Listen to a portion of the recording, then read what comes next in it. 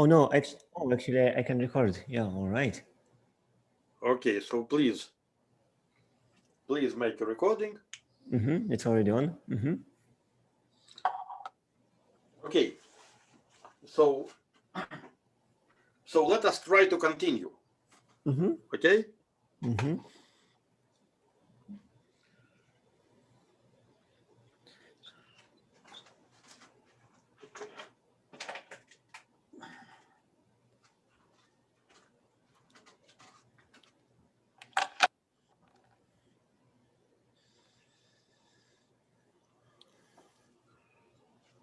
So last time we considered the space of quasi-maps.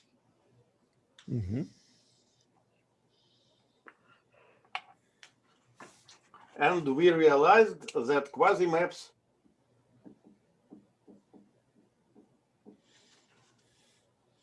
at least look like, and maybe there are projective spaces. And we computed its dimension. That was the first thing that we did.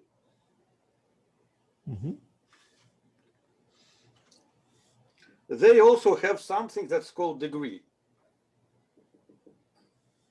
And we made some sample computation comparing the quasi-map degree with the actual degree. So if quasi-map is a map, at least in general position, the degree of quasi-map corresponded to degree of the map, right? Pasha, you look surprised. No.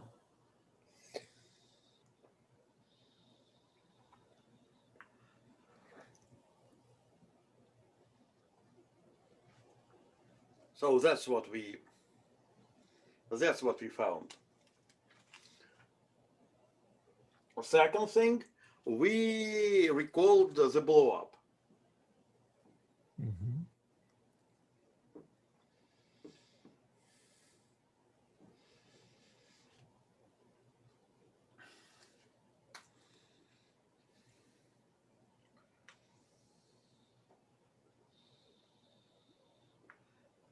So for this, okay, so last time we were talking about this algebraic degree versus topological degree, and so if it's a map, if those are quasi-maps between, I don't know, CPN and CPM, then there's only one algebraic degree. But then we were doing like a product in the source, and then it's a multi-degree. But also, if it's a product in the target, it's a multi-degree. So so when we have a product, so when we have a source, okay, we can have a multi-degree from the point of view of the source. When we have a target, of the target, when we have a source, it could be a multi-degree from the point of the source. Yeah, that's right. Because what we call degree was actually a map between cohomology rings. So would it be a map? It would be a map between cohomology rings. Yes, exactly, but of the source and the target.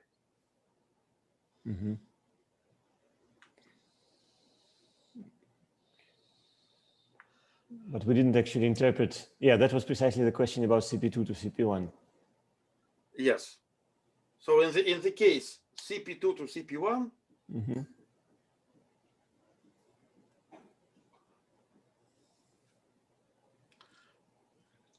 a quasi-map was never a map. Quasi-map was never a map everywhere, and that's why. But for these quasi-maps, so we only had this algebraic notion of degree. There's no way to interpret it as... Yes. Here only algebraic notion.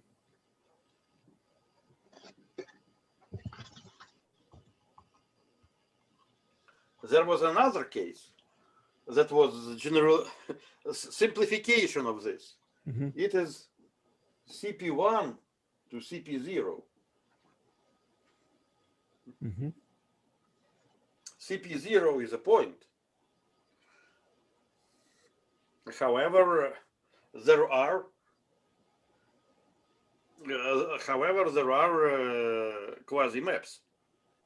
And these quasi-maps were points, and actually set of points mapped here. Mm-hmm. So in this case, quasi-maps were nothing but zeros of one polynomial. Of course, divided by the symmetric group.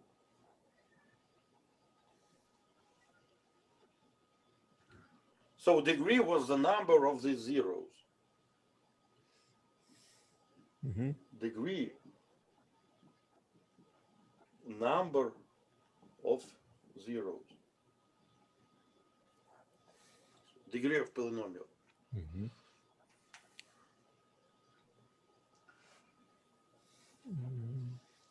So it is. So this example is pretty degenerate. You may even think, why should one even bother to study this example? However, this example that Pavel revealed is a good example when algebraic definition is different from topological definition. Mm-hmm. And so my view is that in this case, we should go with algebraic definition. Mm-hmm.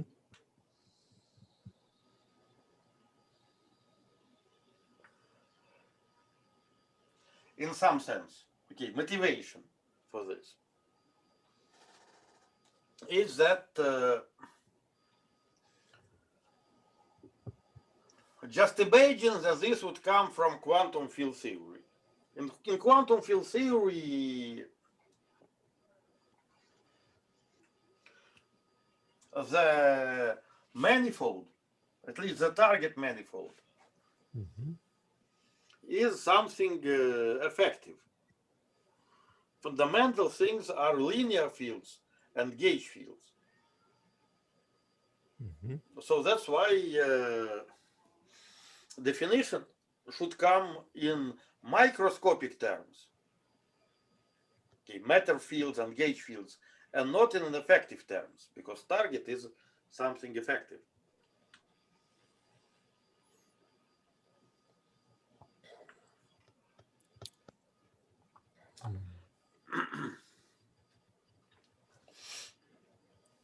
More interesting question is, but maybe related, is what happened here, where we have a point where there was a point on CP2 that had no image in CP1. Okay, so it's not that bad. We know how to treat such things in quantum field theory. We may say that it's kind of a defect. Mm-hmm.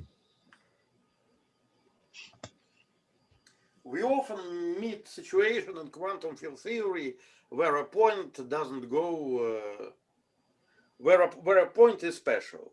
Okay, point submanifold line is special. Mm-hmm. So once again, for completeness and to recall, you see, I remember, but as a warm-up. Mm-hmm.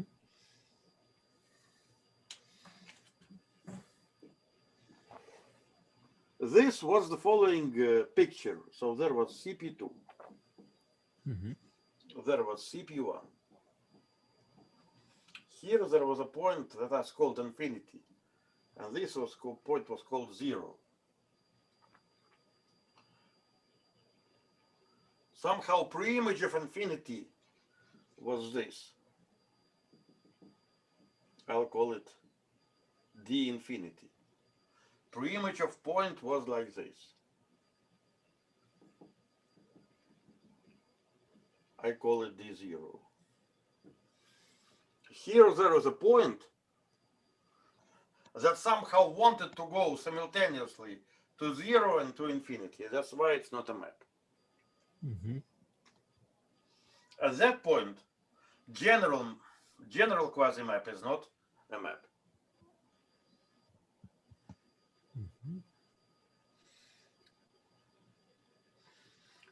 Okay, so it was kind of a resume.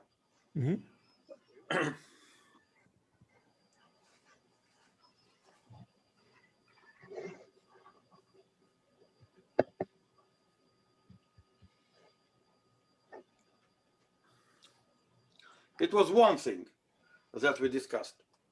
Another thing that we discussed was the idea of blow up. Okay.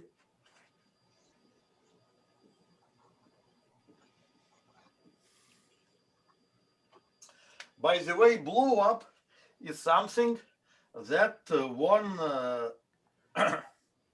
would like to do here to restore the notion of a map. So this quasi-map may be considered as a map. Maybe we need to do this example, maybe not, we'll see.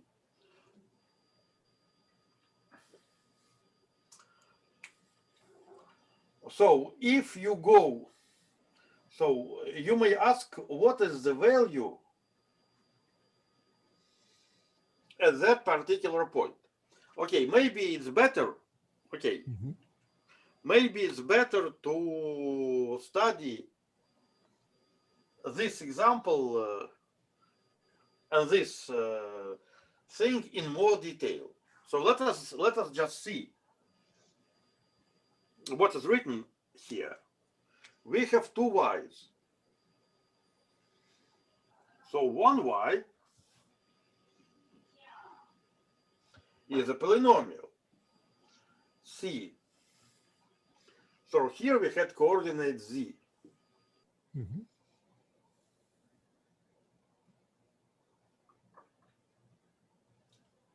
C1, Z, okay, C0, Z0 plus C1, Z1 plus C2, Z2, okay? And this was called, okay, let me call it Y1. So are we considering only maps of degree 0, degree 1? No, it's to explain, to interpret this particular example. Okay, yes. Sorry. Because when we find phenomena, it's better to study this phenomena for the beginning. Sure.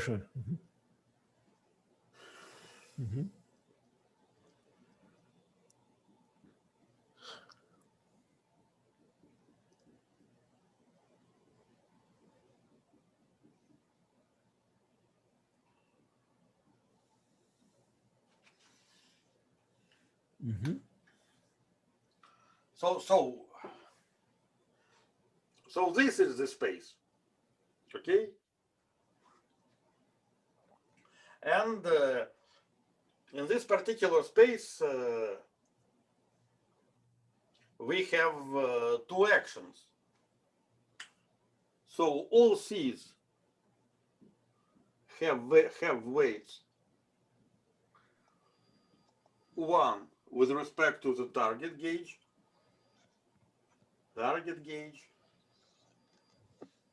C star, and they have weight 1.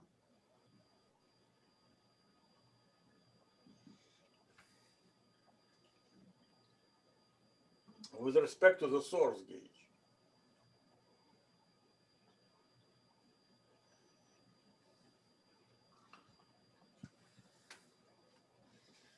So let us see. So it sounds reasonable, yes? I guess maybe -1, but depending on convention for the second one. Yes.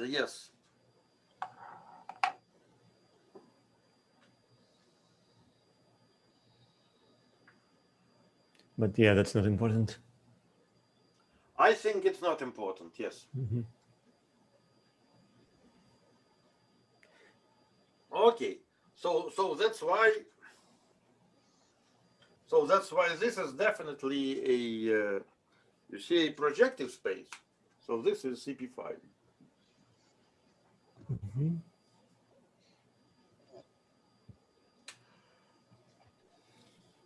Okay, now let us see what happens here. Mm-hmm. So now, let us take very particular map. So what is the simplest case to consider? So this is the source.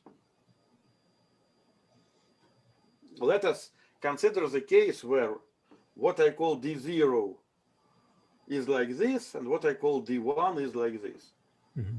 So let us find this case Yeah, in well, this map. we have y0 equals z0 and y1 equals z1.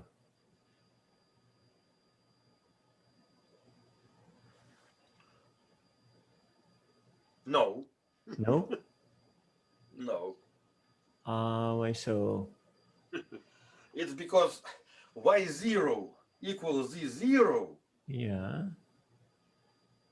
means that preimage of this 0 is when z0 is 0 or Yeah. it's infinity. And we Yeah. would like to have intersection of coordinate lines. No, sure. Sorry. Let's see. So since Mm-hmm. so let us find how to write down this particular quasi map. Mm-hmm. So here I wrote it in conventional coordinates. Mm-hmm. So let us see what is D. So what is D0?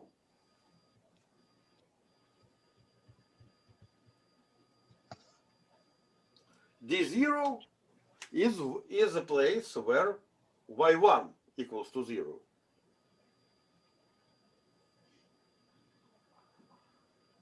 Mm-hmm. Is D0. So let us see where y1 equals to 0. So first of all,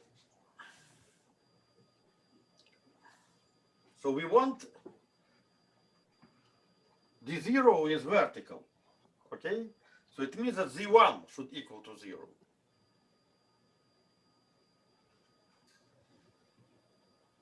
And this should be an equation.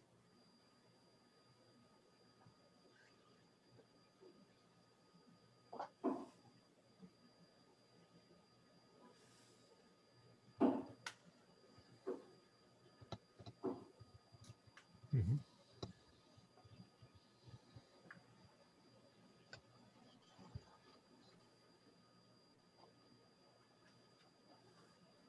So it is the case when C11 is not 0.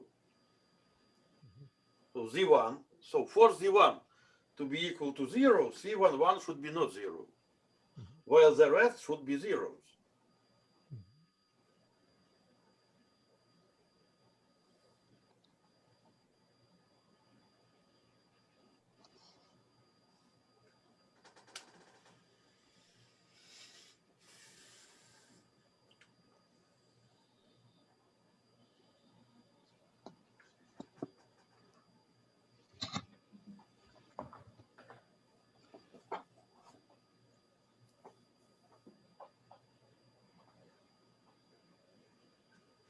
Is it clear?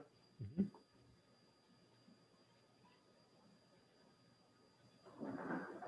So y1, so we want this to be a place in the space of these where y1 should be equal to 0. Mm-hmm. Okay? Mm-hmm. How could it be? If these c's are 0, y1 equal to 0 equals to z1 equals to 0. Mm-hmm.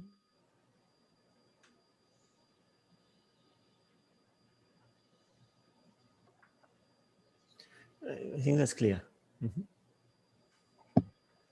Okay. So it means that such quasi-maps have this condition. And by the way, when we speak about quasi-maps, we do not need to divide y1 over y0. We just consider this. Now, similarly, for y0.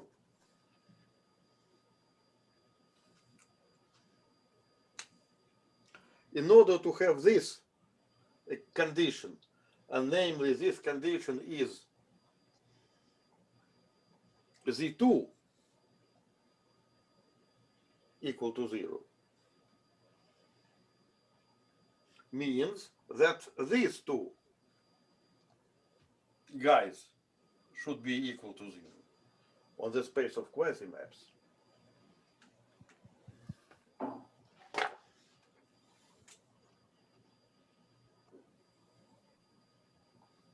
C10 should equal to 0.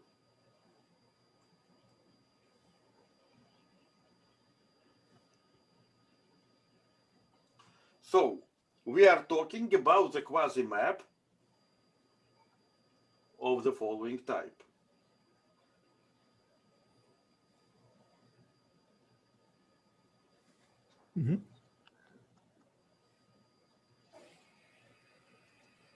Okay, well, these are not 0.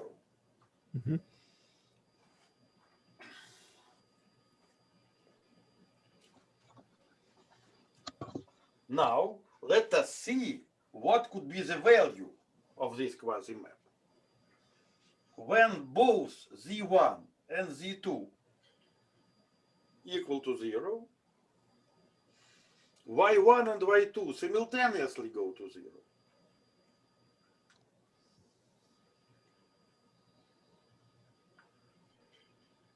That's why this particular quasi-map is not a map at 0, where z1 and z2 are zeros.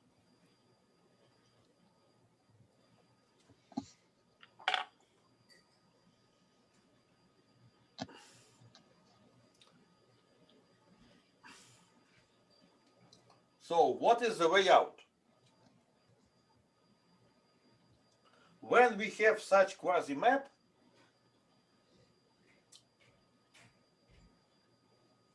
it is better to say, or we should say, that if we would like to interpret it as a map, we should blow up the origin.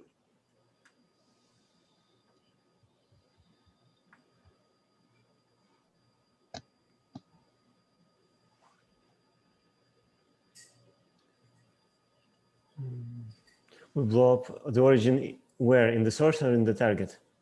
In the source. Right. Because we are trying to understand. Yes. Okay, once again, you see, I try to slow down to the pace of acceptance of my speech. Okay. So once again, we have this quasi-map, very explicit.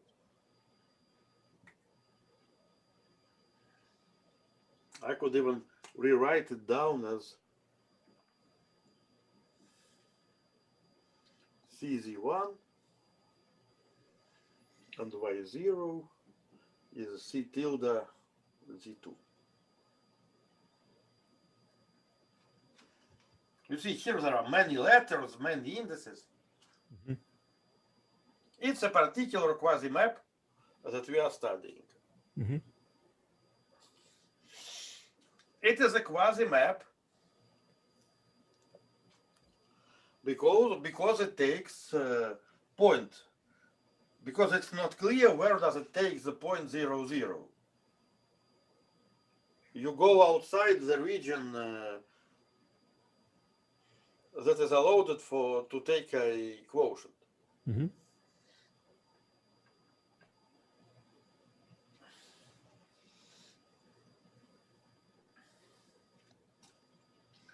still you can do the following. You can blow up the source. Mm-hmm. You can say, look, this is, of course, not the map of CP2. Mm-hmm.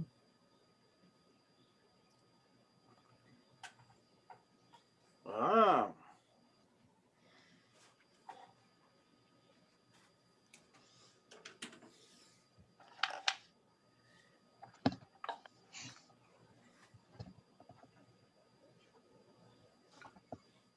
This is a map of CP2, okay.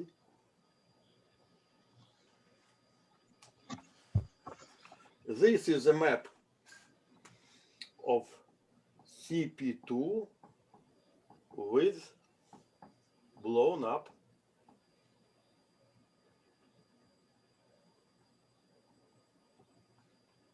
.00.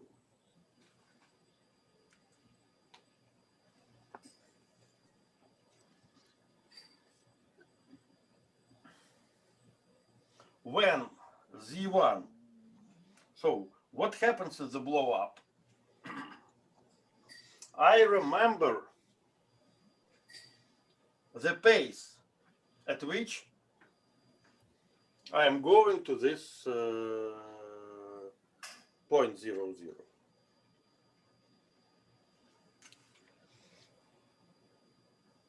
So the .00 is replaced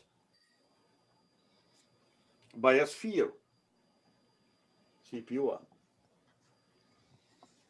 And the value at the points of this sphere is definitely, you see, the ratio of C over C tilde. And these are not zero.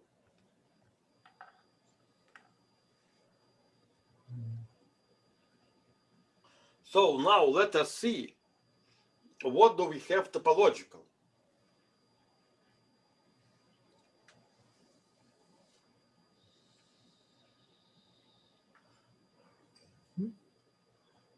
Topologically, we have modification of the map at that point.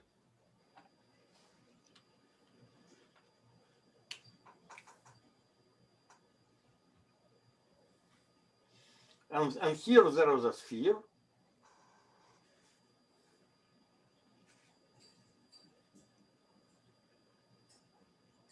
That wraps the target.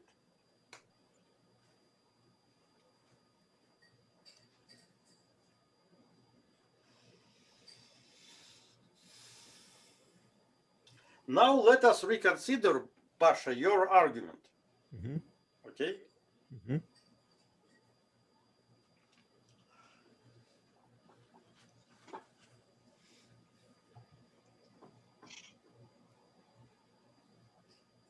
Mm.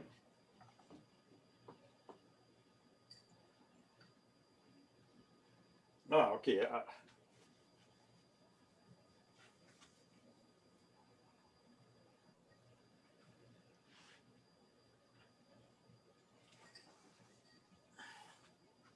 So your argument of that it's impossible to define degree was that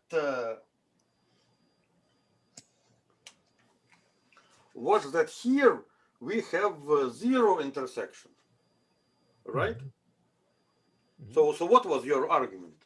You said that on the target, class of zero intersects with class of infinity, it is zero, right? Mm-hmm. So you said that on the pre-images.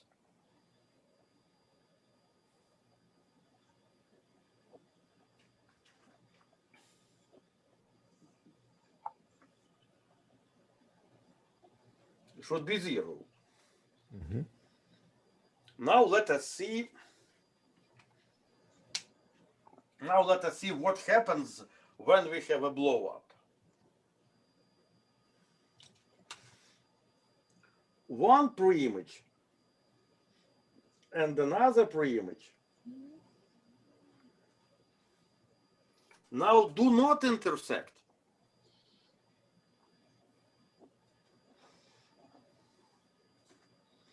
Because here we have this blow up.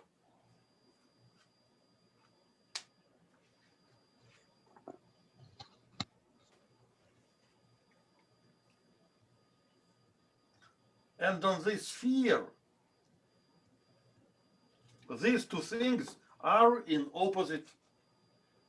different places. Mm-hmm. So there is no intersection. Mm-hmm.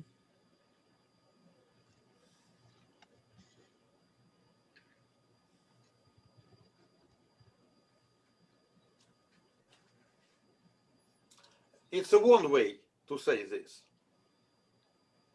There is another way to say this.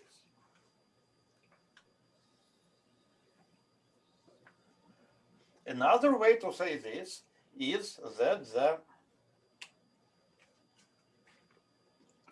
second cohomology of CP2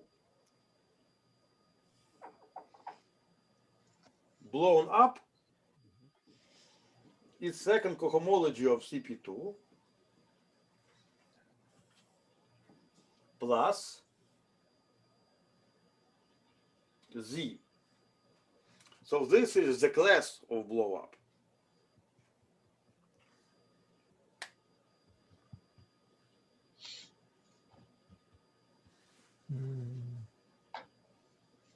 So is it just plus? So it doesn't interact in any way with? as a vector space. Mm-hmm.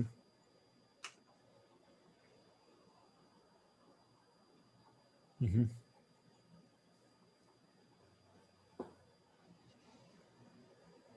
You see, I'm studying this because we will see this blow up most probably later on, Mm-hmm. and we need to practice a bit with blow ups, right? Mm-hmm. Mm-hmm. And if I go too slow, you just let me know. No, but by the way, so here we are. So the argument is that if you have a quasi-map, we can sort of have a fine-tuned blow-up that blow up the problematic point, and then you have a normal map. Yes. But it's not sort of uniform on the space of quasi-maps, right? Because you would have to be blowing up in different points or at several points. Yes, exactly, yes. Mm-hmm. By the way, what I'm doing, explaining this in terms of quasi-map, was well known by mathematicians of the 19th century, Italians, who are doing these rational transformations, etc. So actually what I am describing now is the question of the 19th century. That okay, I'll make a 5-minute remark. In 19th century, people knew that if you have a ratio of polynomials, okay, in 19th century, people knew that there are rational numbers, okay?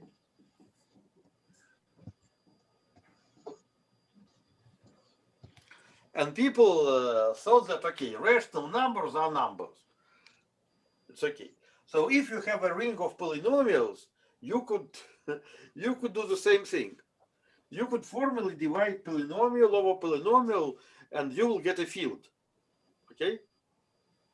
Mm-hmm.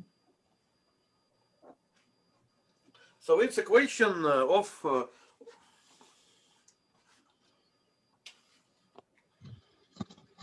what is a field of corresponding to a ring.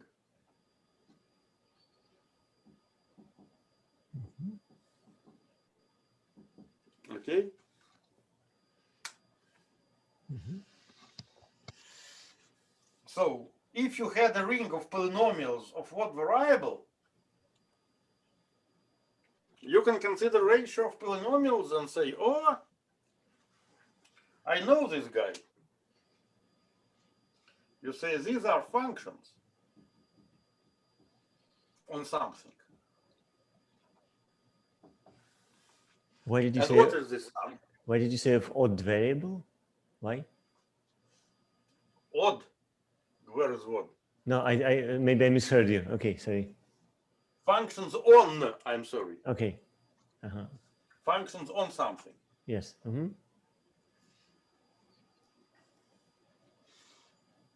Okay, so you started to understand in 19th century that ratio of polynomials are probably functions on something with values somewhere. Okay, so these guys are definitely you start to have functions on complex plane with values. First you think in complex numbers, then you see there is a pole, so you need to add infinity. So ratio of polynomials, you understand. I'm telling you, 19th century, you see, as a maps from P1 to P1. Okay. However, in the same 19th century, people said, look, we can have rational fields. So suppose we have a ring. From a ring, like polynomials, we can always make a field. Just take elements of the ring that are not nilpotent. So we can divide over them. In particular, if we have a ring with coefficients that is a field itself, we can consider the following field.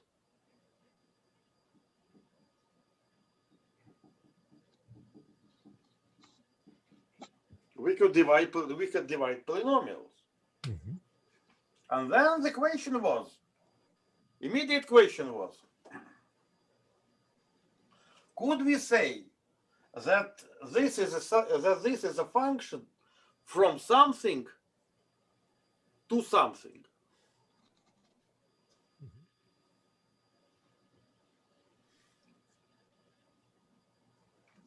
And immediately people found a problem, that it is not enough to add infinities to the business.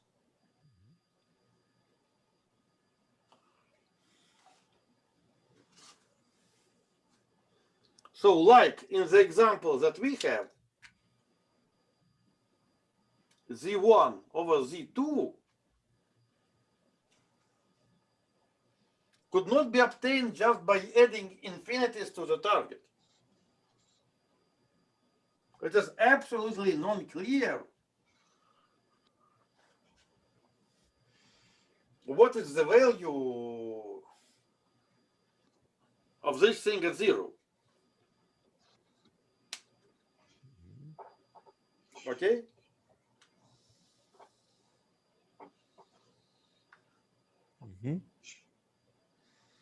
So in order to get a value at 0, so it's not infinity, not z, neither infinity nor 0. It's just this 0 over 0 that we don't know how to deal with.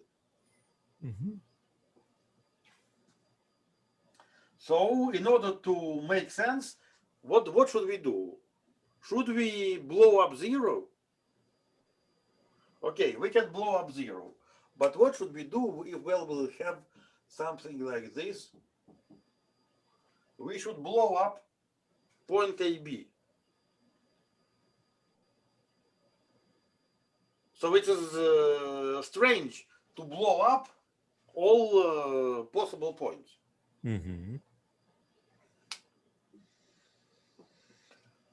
So from that moment in geometry, people realized that fields or rational fields are not, in general, are not maps from something to something. Mhm.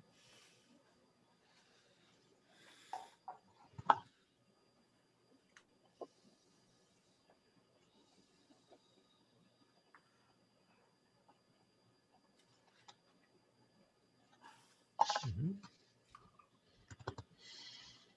But if you want to have a map, not just to C, but at least to CP1, you have to consider the ratio of polynomials, right?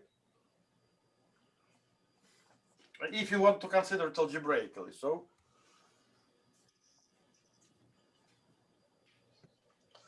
that's what happens.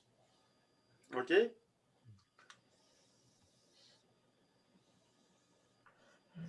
Now it came to my mind that maybe that's why people do not like the notion of holomorphic map. Oh, okay, so at least you see polynomial, so rational functions correspond to something like a gauged linear sigma model, you see. Okay, so unfortunately, in the standard courses of analysis and algebra and topology, people mostly do not describe this phenomenon. So some advanced people do. So when people think about blow up, so actually the notion of blow up is an attempt to attribute some meaning to this ratio. Okay, but now let us continue to consider this particular example. Mhm. So this H2 as a vector space has grown one more component. Mhm. So I call it Z, or if I work over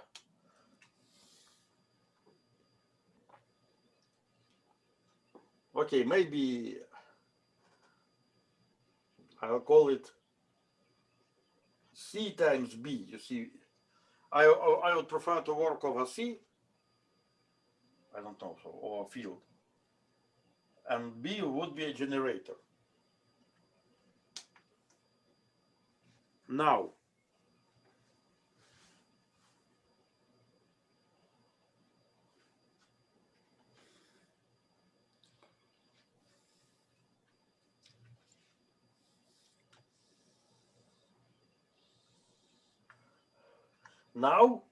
I'd like to explain what is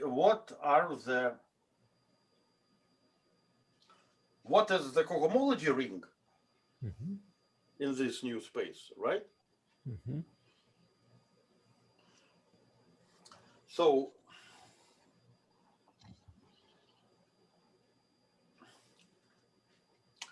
here I had a generator. Mhm. How to call it? Let me call it E. And of course, I had a relation E square was equal to point.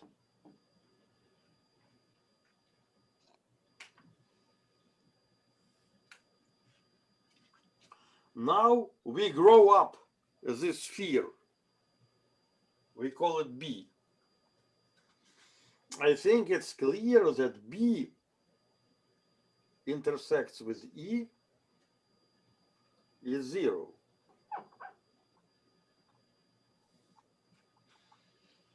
It's because I can choose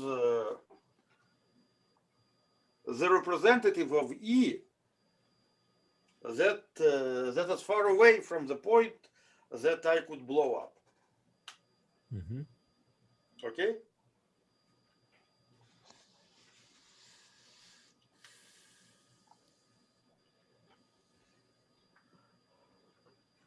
Now,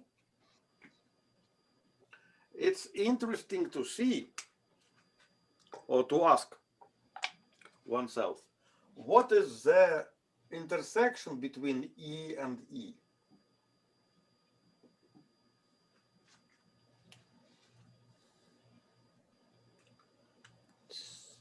Sorry, I didn't understand.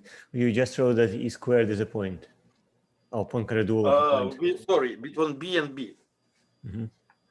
It's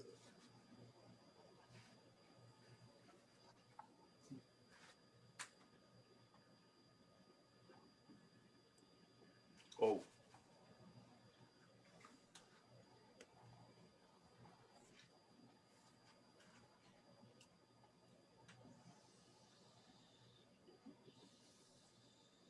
-1. Yes, so you know it. You see, but the question is, of course, it's -1. The question is how to derive it. Mm-hmm. So one of the way to derive it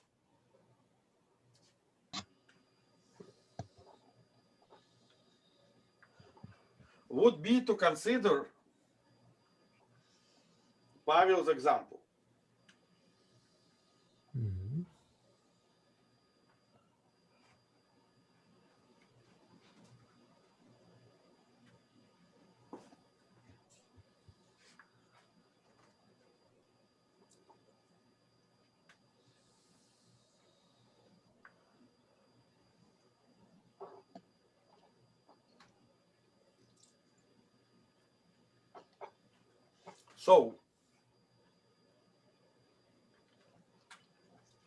So we don't know what this is. Mm-hmm. So let us see what would be the preimage of 0.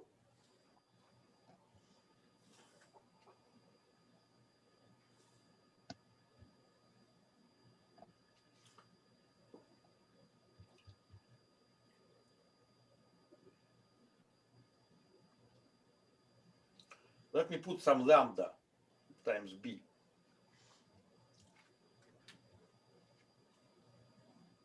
That's what it could be.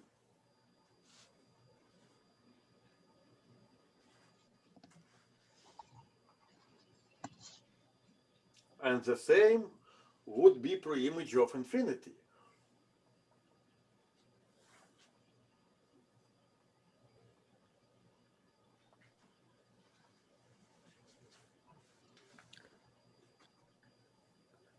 So do we know that E comes with coefficient 1? Yes. Then how do we know it? Mm-hmm. We know it from intersection with some other cycle. We know that geometrically,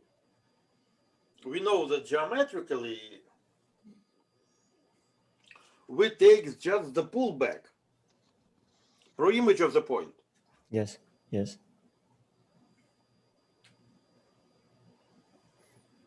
Mm-hmm.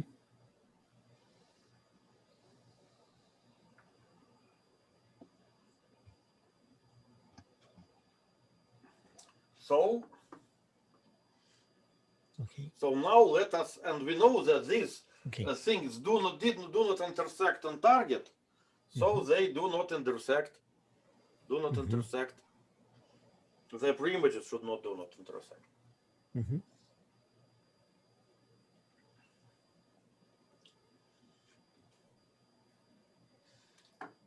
So when we intersect this,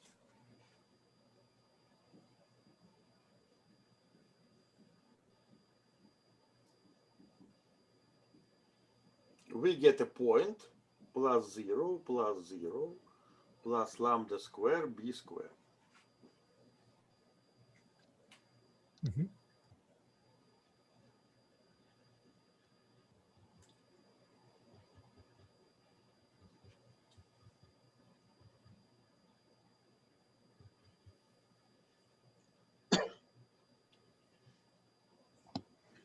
So the only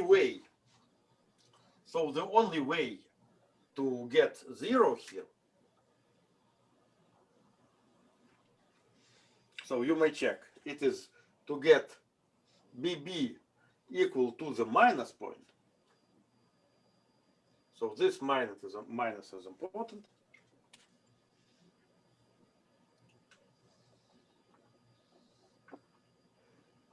And to have and actually to have lambda that is plus or minus 1.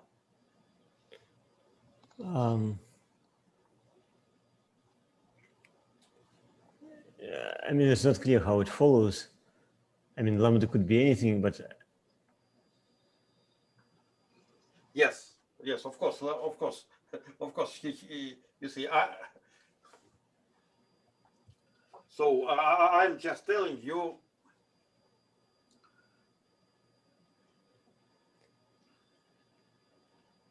what I'm just telling you what is the potential solution to this issue.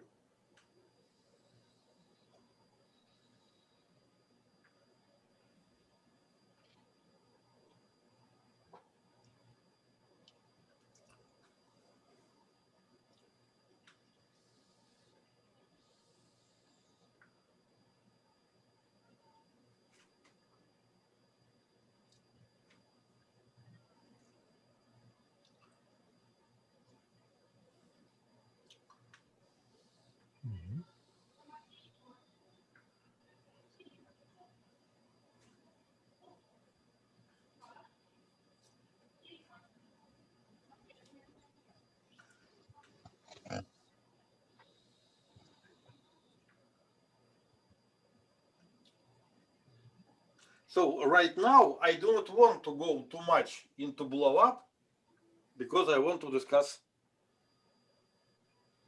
something else. But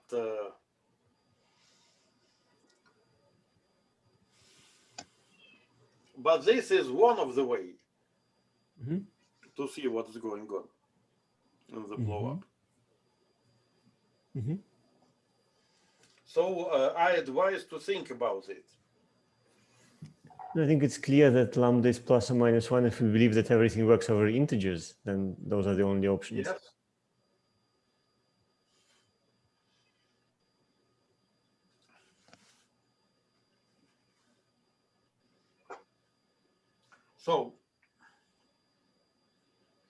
So if you would like to check why BB goes to minus 1, then how can it be that it goes to minus 1?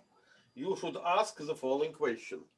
So how could it be that holomorphic manifold has negative self-intersection? Because we know that two holomorphically embedded manifolds, two holomorphically submanifolds, intersect positively.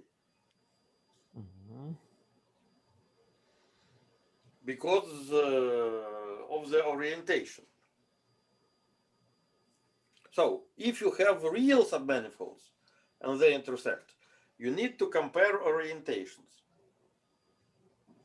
Okay? That's why you have pluses or plus or minus sign. When you have intersection of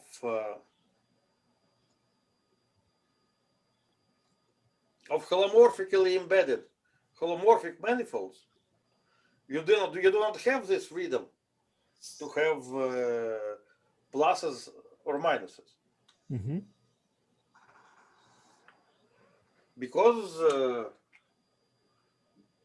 your volume is like this.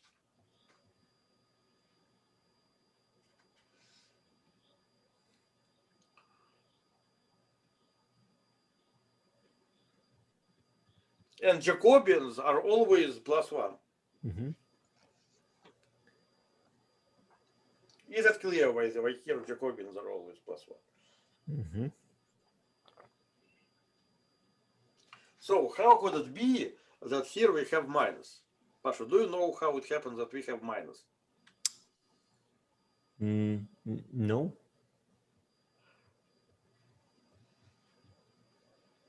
The answer is you cannot perturb holomorphically Exactly. Mhm. The Exactly. manifold that have a minus self-intersection. Yes, yes, Mhm. yes, exactly. It implies So- the rigidity. Mhm. Yes. Mhm. So, so it means that you could not perturb it holomorphically. So you could perturb it only smoothly. Okay. Mhm. So how could this be?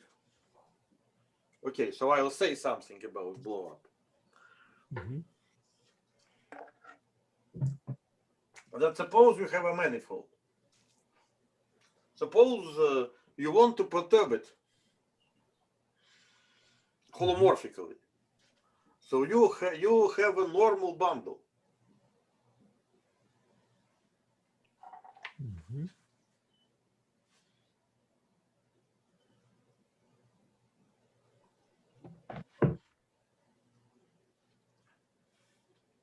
And if you would like to perturb it holomorphically,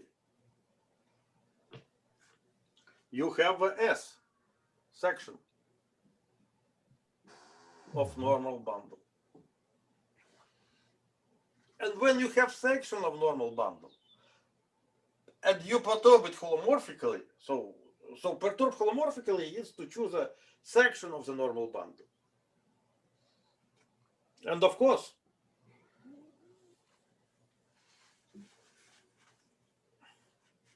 self-intersection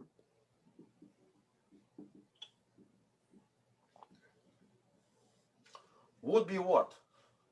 Would be the Euler class of the Mhm. zeros of the section of normal bundle.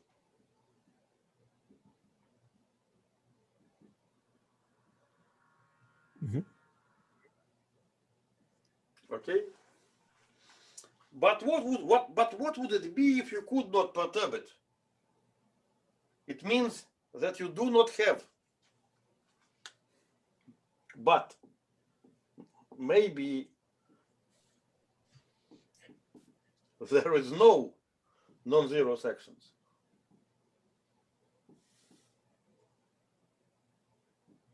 Of normal bundle. Okay? So in the smooth category, there are always sections and right. Exactly. Exactly. So it means, but you see, the probability is 50-50. If you have a bundle and 50% it has sections, it depends on the degree of the bundle. Yes? So you study smooth sections.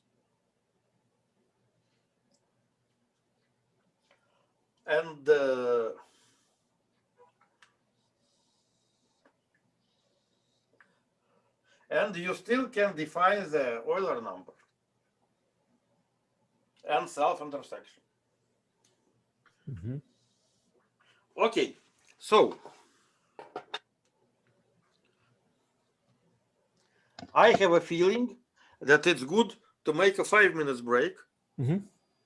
Okay, Sounds good. and we will continue with so before I do it, Pasha, do you feel that you can think about blow-ups? At least start to think about blow-ups. Yes, yes, to an extent, yes.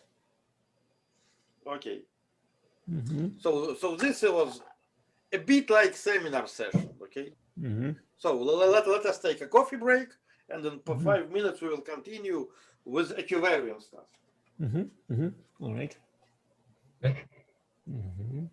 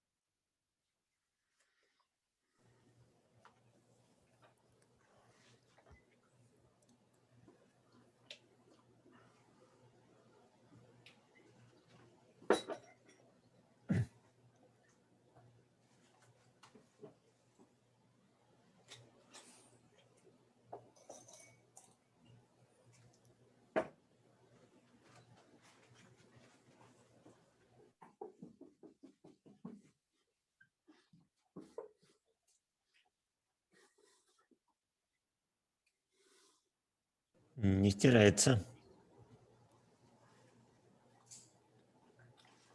Yes. Или это полируется?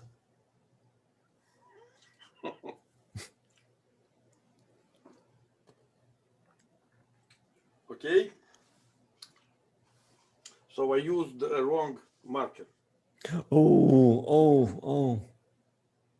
Okay. But I used it only here.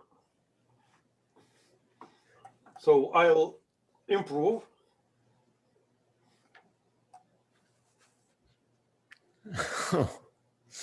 Oh. No, okay. You see, it's not that bad. Is there Because any I'll check here. is there any way to But erase the wrong marker? Oh, you see, I have a backup. Vodka? No, vodka doesn't help. So I tried with vodka.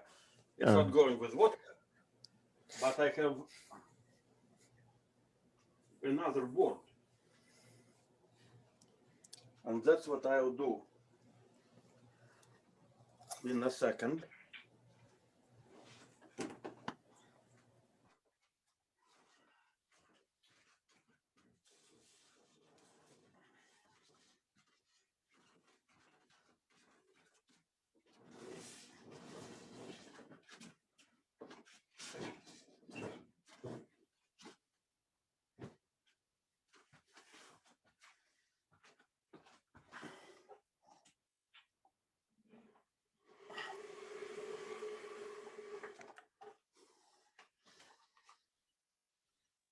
So it's not the only board. Okay.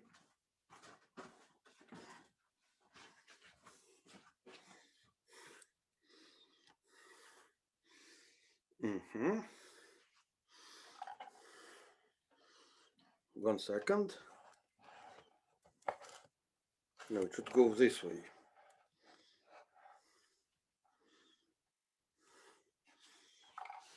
Huh? Okay.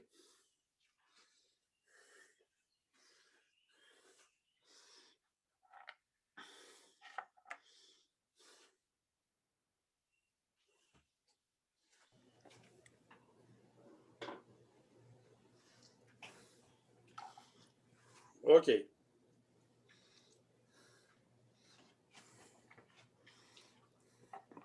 So now let us continue. Mm-hmm.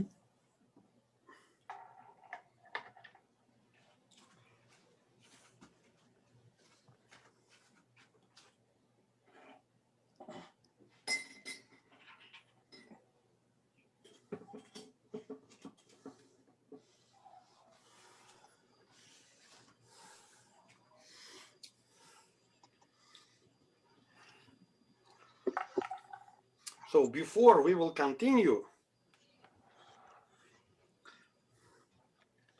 let me make a remark on where are we going, where are we aiming. So in any places of our exercises, we need to keep in mind what we actually want to do and what we actually want to achieve. Namely,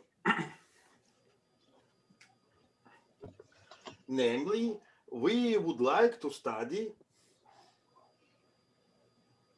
maps. Mm-hmm.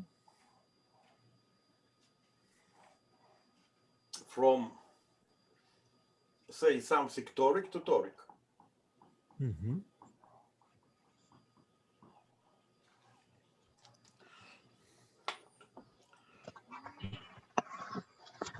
We would like to understand this space, as Dong said last time, as a space where we have a lot of toric action on this space, so we can use localization. Actually, to use localization, you do not need a lot of toric action. It's enough to have one toric action. However, if you have a lot of toric actions, you can do what? You can do the following thing.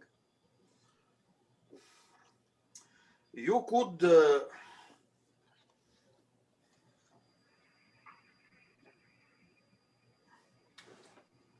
compute, I'll say something non-precise, and later I hope I'll explain this on precise.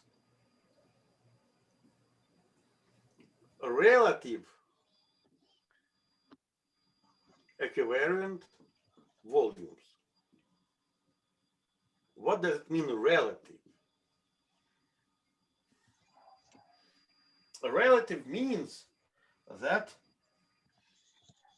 on the same space you have several actions, and you can compute volume with respect to these several actions.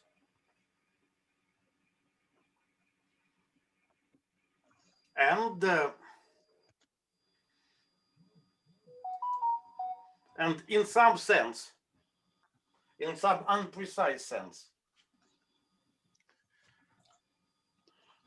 if you somehow fix one equivariant parameter, you can compute the volume as a function of another parameter. So what I said is very unprecise, okay? So my aim would be to make it more precise, okay? So at the moment here, we have toric here, we have toric there.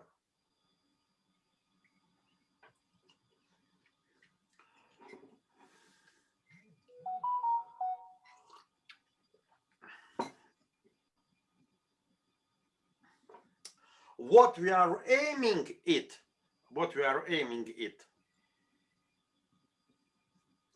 is not volumes. We are actually aiming either at some enumerative numbers, something that should generalize WDVV mostly. So to get these enumerative numbers,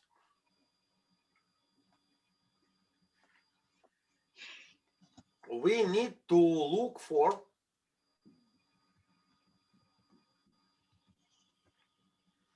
what could be something like evaluation observables.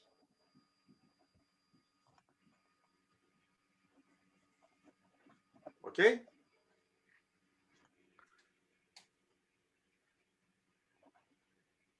Now, we just had an example that showed that it's not easy just to put evaluation observables if we have a quasi-map, because there is no evaluation. Okay? So what could be our strategy? Our strategy could be to pick up a point where we would like to evaluate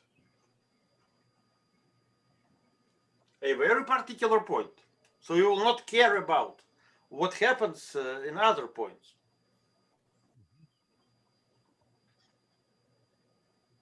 And then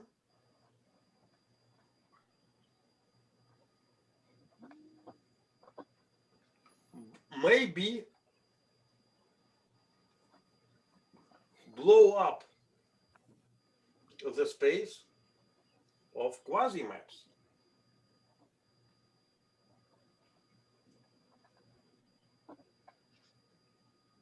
to ensure evaluation. So we were blowing up not the space of quasi-maps, but the source.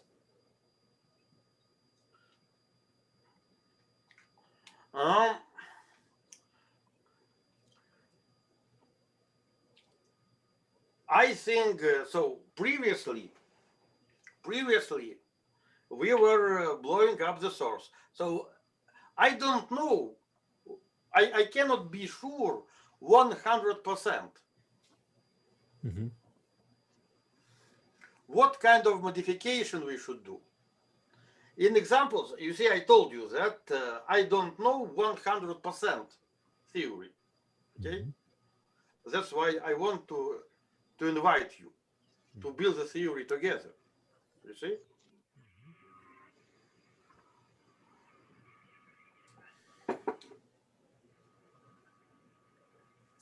So I know examples when, in order to reach this, you have to blow up the space of quasi-maps. No, but so Andrei, I think it looks like this question whether a generic point in the space of quasi-maps is a map or is it a strict quasi-map as you call them.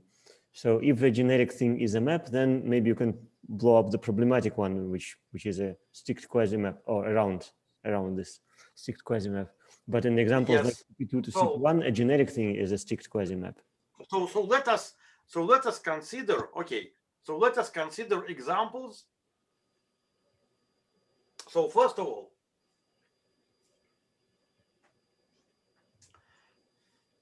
so what I wrote here is too general. Okay. So let me see that these ideas are realized in some particular examples. So now it will be not examples of the formulas, but examples of ideas.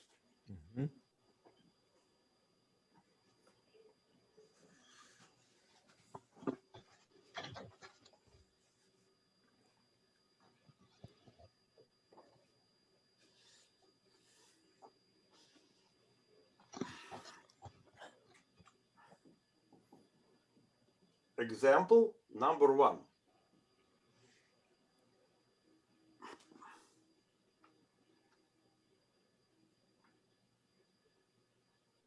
Consider a map of, say, CP1 to CPN.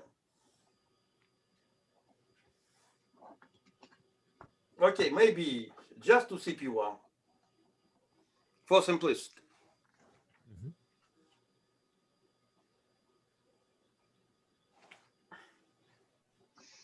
We can describe, okay, quasi-maps of degree D.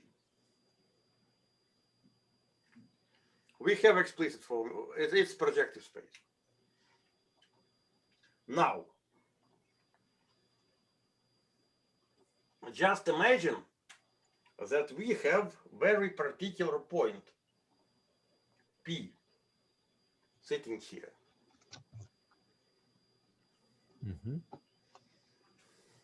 We would like to define evaluation observable at P.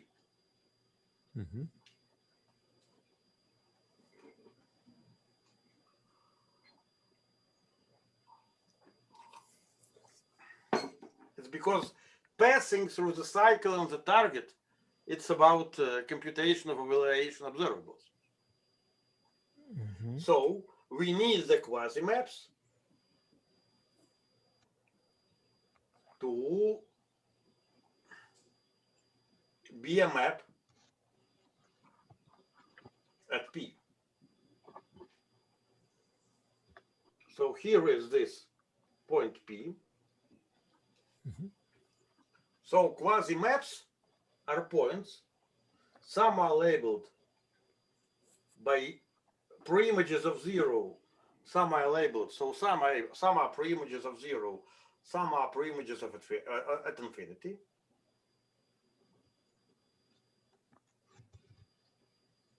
And we can see when quasi-map is not a map at P.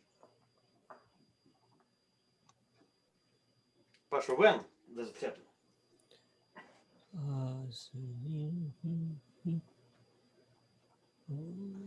So it happens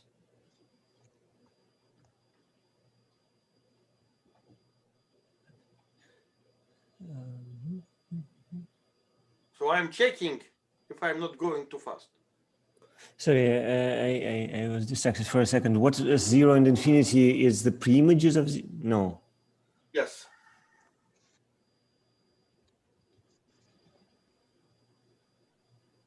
So these are not 0 and infinity of the source. I see.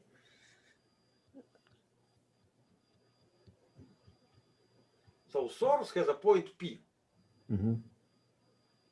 Well, we don't Target want has 2 points. we don't want P to coincide with both those preimages. Yes. Yes. So so locally, so what does it mean? It means that we need to blow up this point.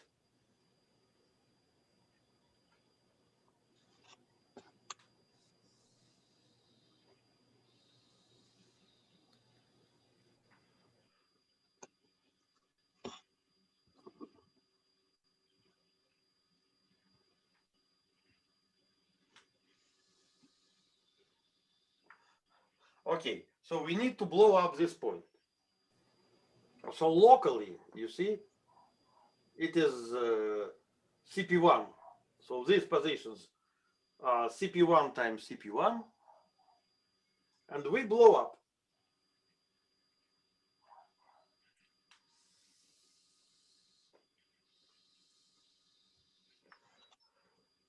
Now, another thing. So it's one thing that we can do. And we may study this. Another thing that we may do. We may ask for evaluation at 2 points.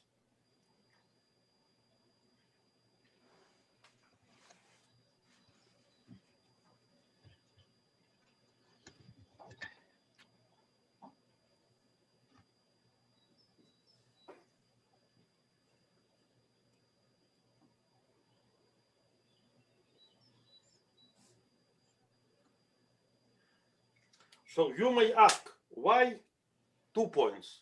I'll give you explanation later on. However, at the moment, I'll give 2 explanations why at 2 points.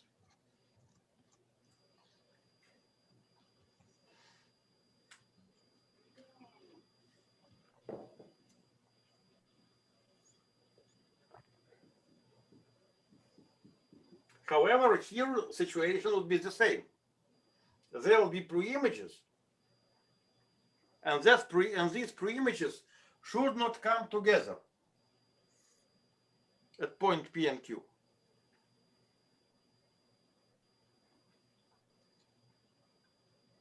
Okay? So the problem is when both preimage of 0 and preimage of infinity come together at either P or Q.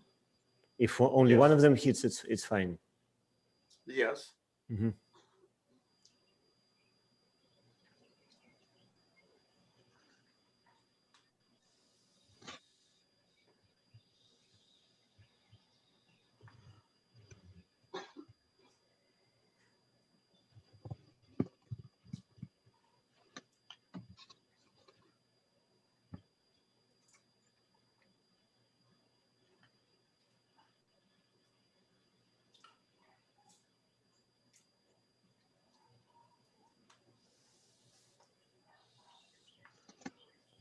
And now there is another piece in this particular example, namely,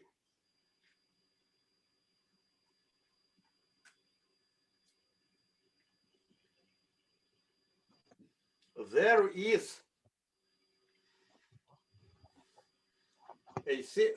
namely, I'm sorry, when I have this P and Q, I may consider this P and Q as a fixed points of external symmetry. Remember that here we have C star external. And we have not studied yet equivariant stuff with respect to this external symmetry. And this external stuff has also 2 points.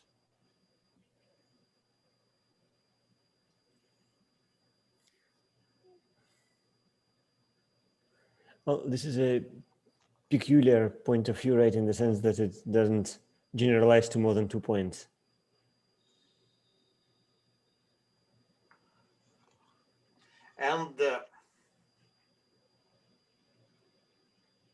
And here, okay, so you may think that this is what happens. So I'm telling you the motivation before we will come to tedious to some computation. Mm-hmm. Okay. In motivational side, we have this thing, and it seems, it looks that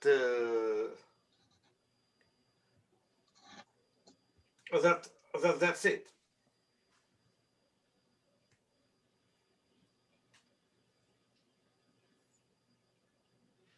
In this CP1 case, first example could be generalized to the set of points P1, P2, Pk. Mm-hmm.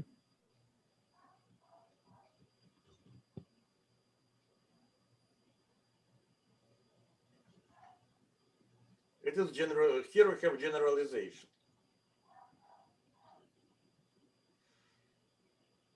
Together with these pre-images. So actually, this is the situation that we find in Gromov-Witten theory.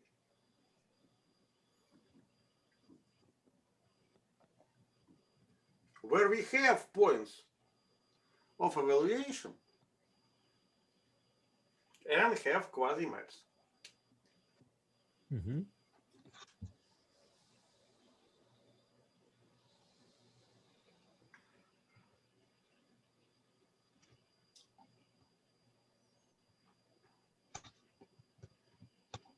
Okay, I would say Gromov-Witten-like theory. Because in Gromov-Witten theory, we are talking about the maps. And here we are talking about Gromov-Witten-like theory.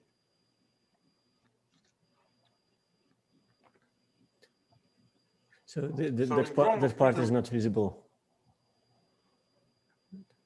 Mm-hmm. But so in Gromov-Witten theory, in principle, one considers some sort of moduli space of stable maps.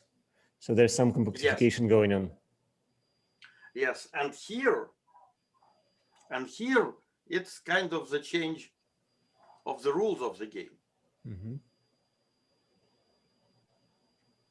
This is kind of a hybrid theory, because what we have here, we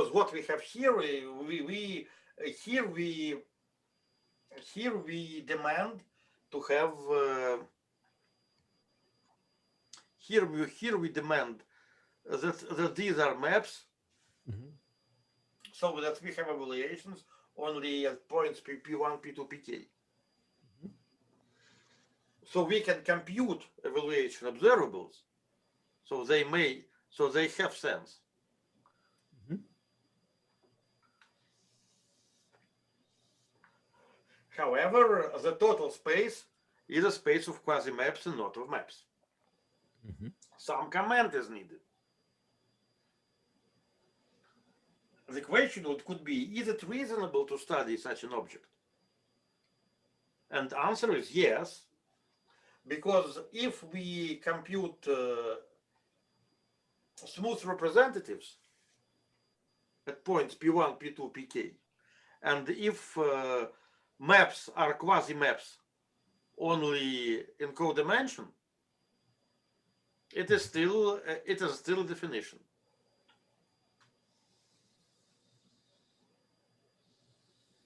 Mhm. Mhm.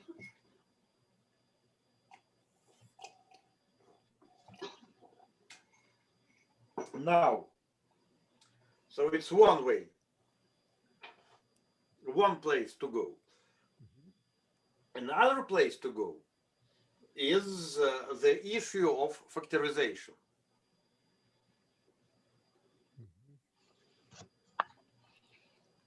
Namely, when we have a space of quasi-maps,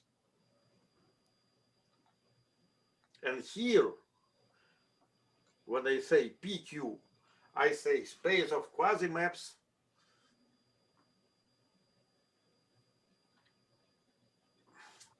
with the values of at P and Q, so these are special. Mhm.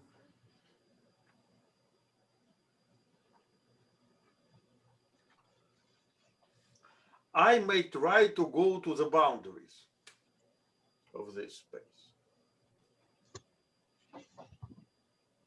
P, Q, R. And study factorization of this type. And it is exactly the place when I expect to see quadratic relations. Mhm.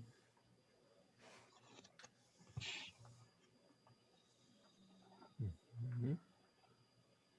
So, but this happened in the dimension of source being equal to 1. What I would like to say is that if the dimension of source is higher, I would expect much more interesting story. Namely, I will consider toric two-dimensional manifolds.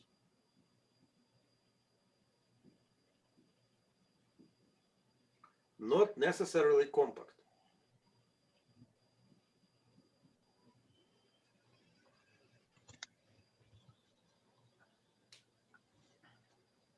So we had not studied it yet, but non-compact stuff would appear immediately when we will do localization with respect to this C star external action. So we would expect that that in complex dimension 1,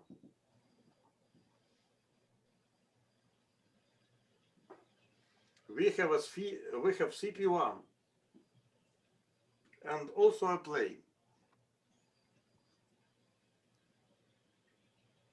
They are depicted like this and this.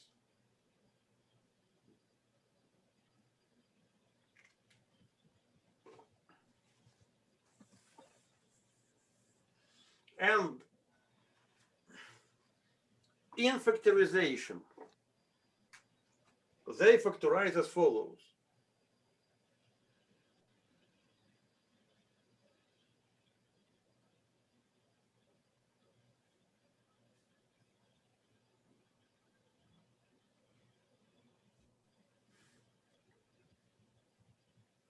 These are the only factorizations. So here, plane factorizes into CP1 connected to a plane. And here CP1 factorizes to CP1 times CP1.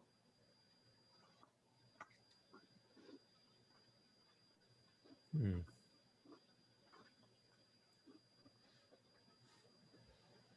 And that's it. In dimension of the source being equal to 1.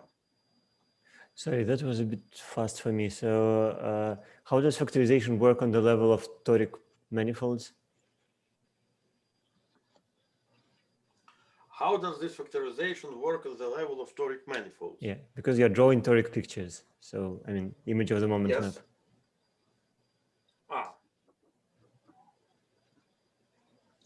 So let us see. And factorization, what does it generally mean? It means some sort of a boundary stratum of the moduli space of what, configurations of points, or Yes. So I would think configuration of points. So when I say manifold, I would think I think about points in this manifold. Mhm.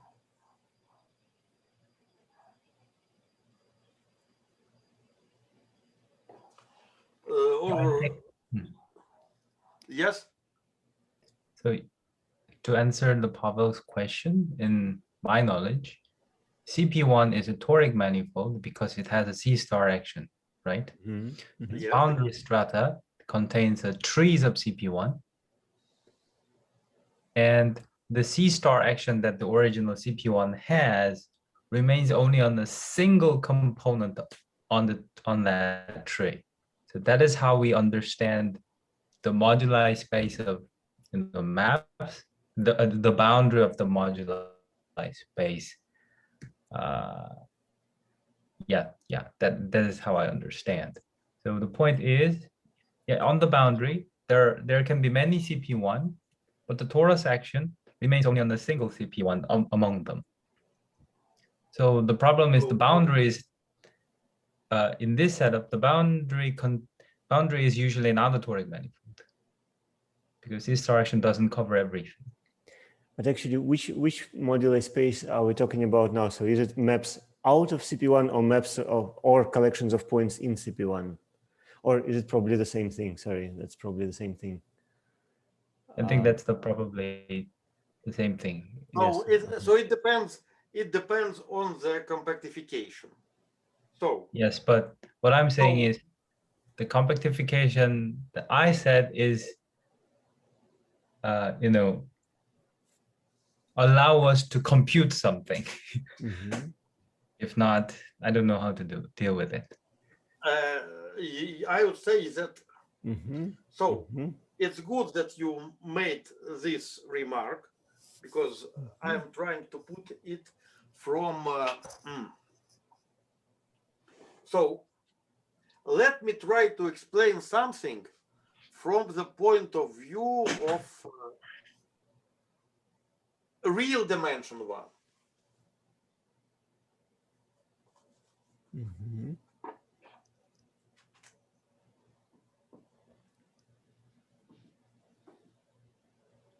In real dimension 1, we have an interval. No, we have a line, and we have points. Mhm. And we can consider the generation.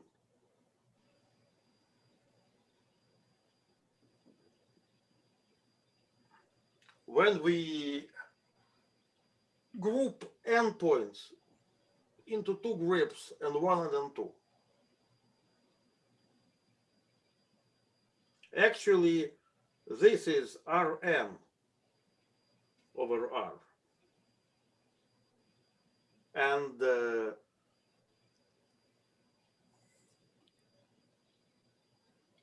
it degenerates into R and 1 over R, R and 2 over R.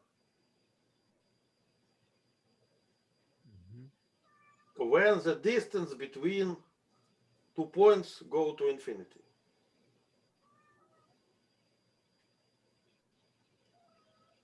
Mhm.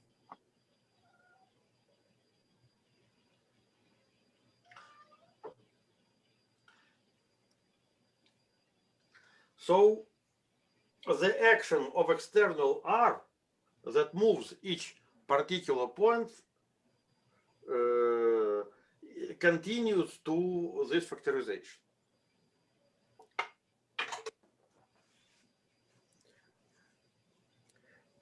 So in the complex situation, this R should, in the denominator should become Möbius group or some part of Möbius group which fixes one puncture. No, R should go to the analog of R should be C star, not Möbius group. Well, that's part of Möbius group which fixes two punctures, but So in some sense, if you consider R, it has two infinities. Yes. When you degenerate, you grow up infinity. What Dong was saying is that when you have these points on a line, even points on a line, suppose they hit each other. Yes.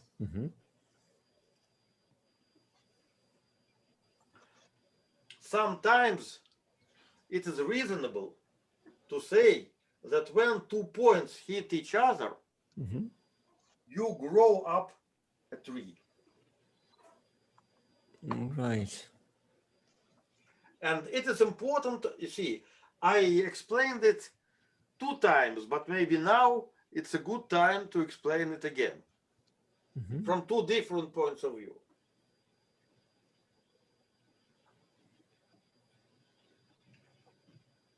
You may ask, when such thing happens?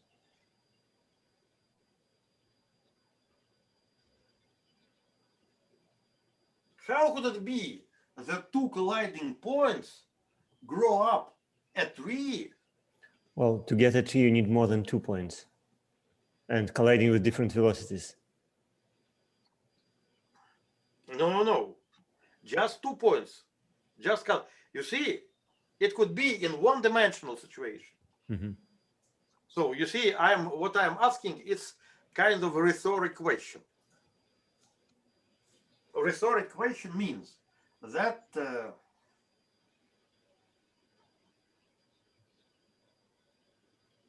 maybe you are right. Maybe we need more than 2 points, but let me show you the appearance of the tree. Okay? The appearance of the tree in one-dimensional case happens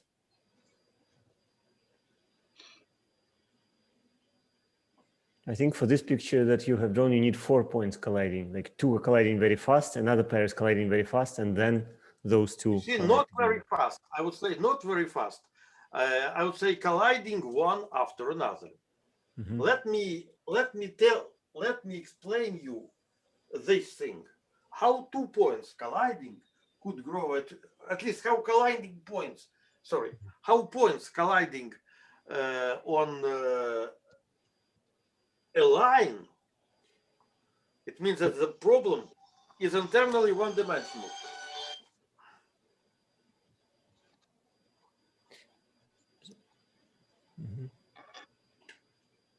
How points colliding on a line could grow a tree.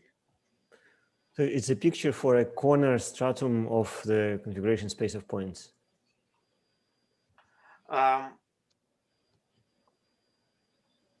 Let me tell you not how it could happen, no, but when it does happen.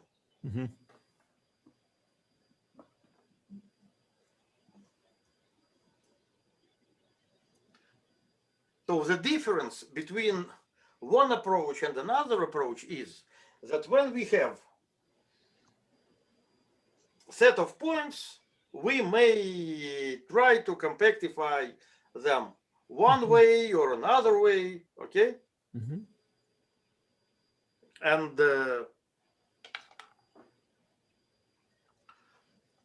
I want to tell you when you should compactify them this way, you see?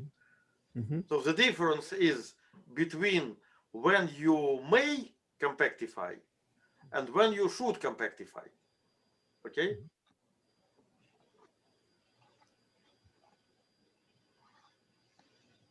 So when I say when it does happen, I would say one of examples when it does happen.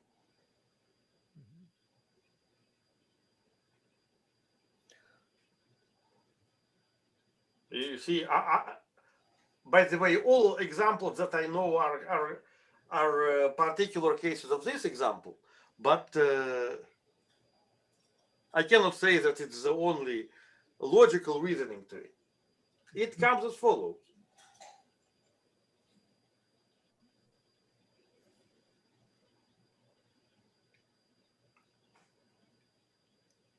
It comes when it is in solving Mauer-Cartan equation. Mm-hmm.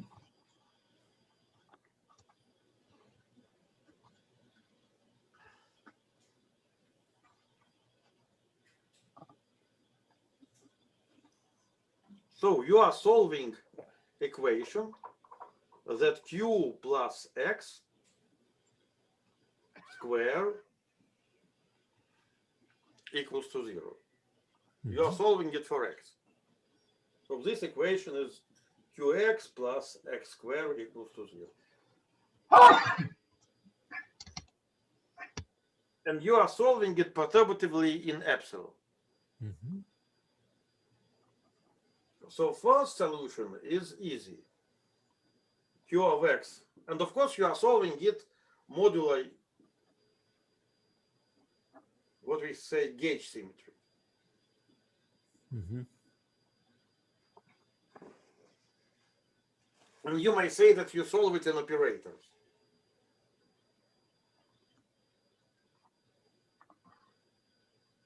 Qx is, so in this case you have cohomology of x.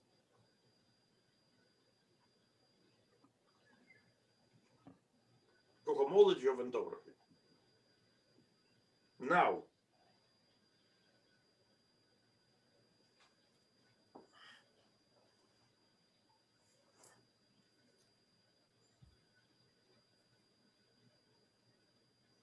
you have an abstraction.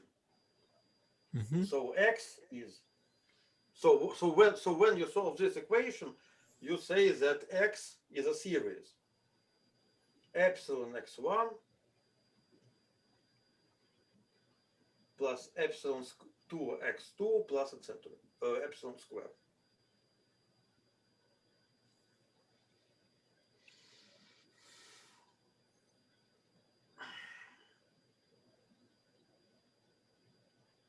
I'm sorry, I'm changing a bit.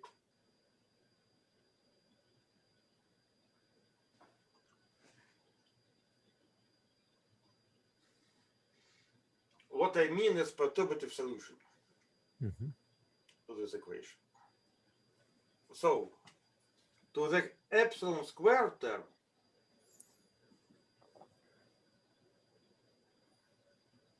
you have q of x2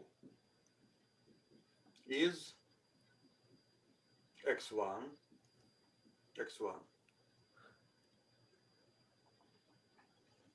and you have to solve this. Mm-hmm. So you write x2 as a homotopy applied to x1.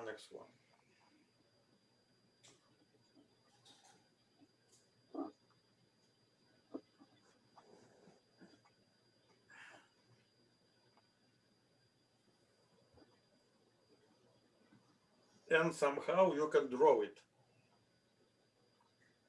Homotopy, and here you have x1. And now this became completely unclear. So, I mean, why? I mean, okay, I understand that you can solve Mauer-Cartan equation, but why is it growing out of a configuration of points? Why is growing out of configuration of points? Yes.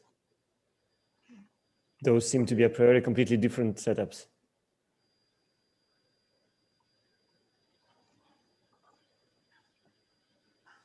not really. Mm-hmm. Okay. So at least you see how it's growing. Now what? So what can you study? You may study the following problem.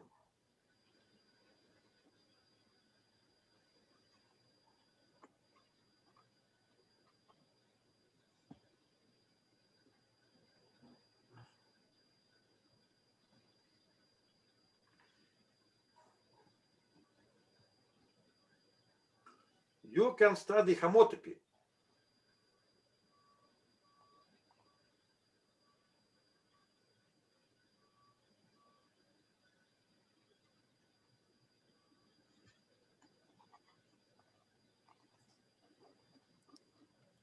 You may study homotopy operator.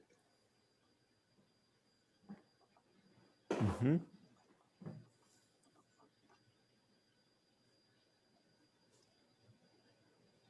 And you may expand it in axis.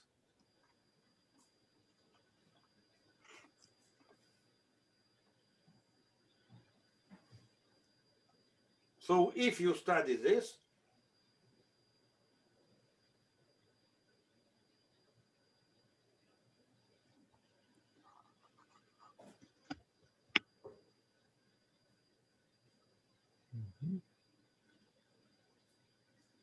Mm-hmm. and here we have moments of time.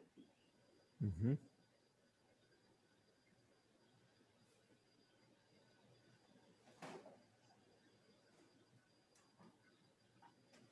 Now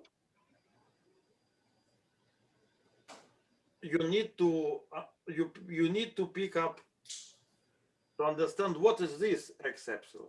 So here we have homotopy. Mm-hmm. And then each particular x epsilon also becomes the sum.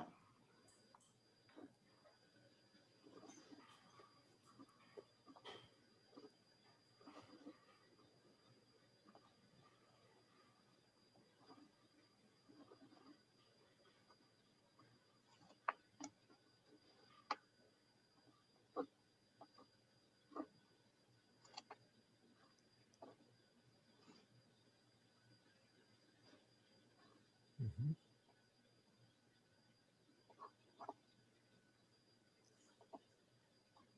Mm-hmm. Mm-hmm. Now,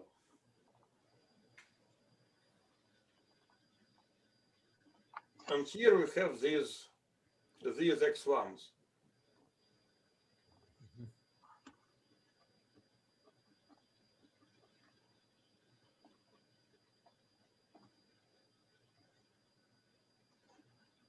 Now I'd like to comment what Dong said. Dong said that on a tree we do not have the action of R. We have action of R only here.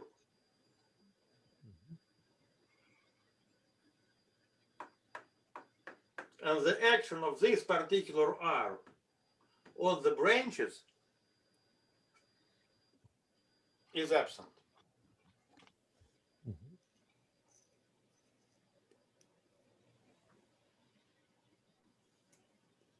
However, and this is a general phenomenon, that when you have a tree, you may always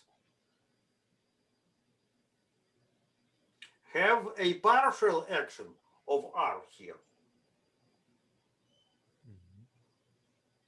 So whenever you have a tree, you may always take one point as an input, another point as an output, and draw up a unique line containing input and output. So there were pieces on the tree where you have this action.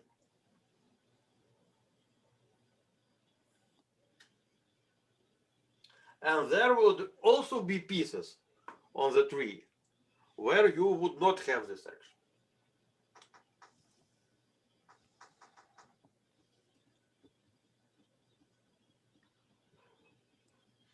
So I explain this in real dimension 1. Mhm. Okay.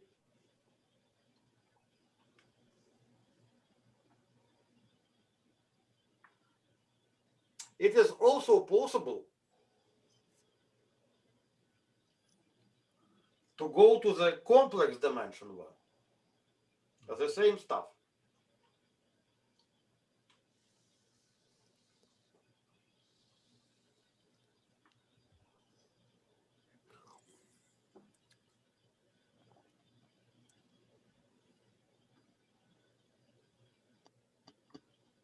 So that's why there is a great difference between the line where you have position of these points, and that is like a toric variety, because this line is R to the So, n and compactified it's by it's R. outside of the frame of camera.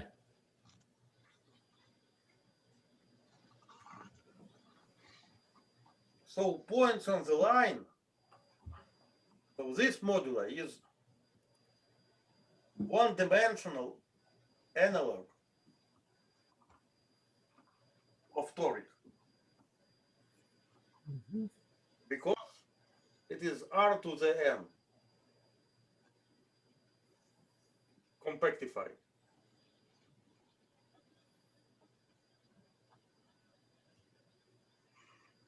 So points on the line.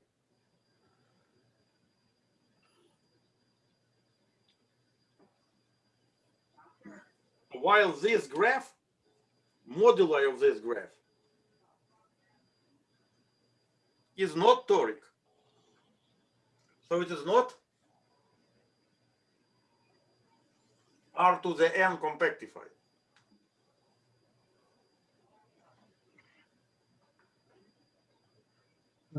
Sorry, is this compactification of configuration space? Yeah, yeah. Gives the quadratic relation. Yes. Yes. Yes. So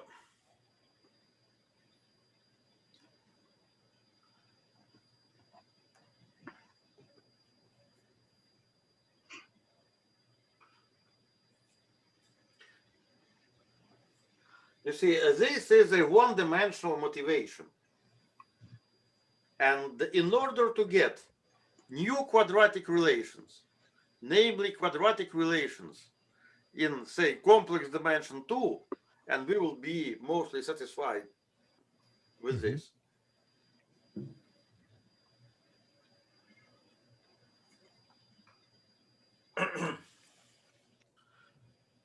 We need to reconsider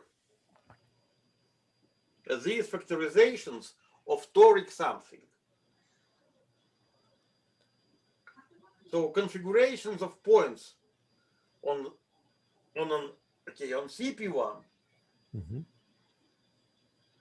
is going like this. CP1 can decompose into CP1 times CP1.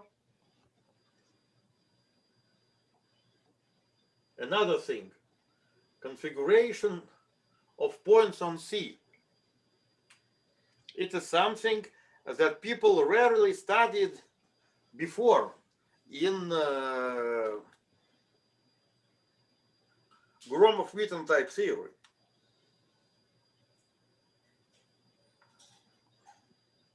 Because people were afraid of non-compact spaces, non-compact sources. However, because of localization, we can and probably should consider them too. equally. This thing could also factorize.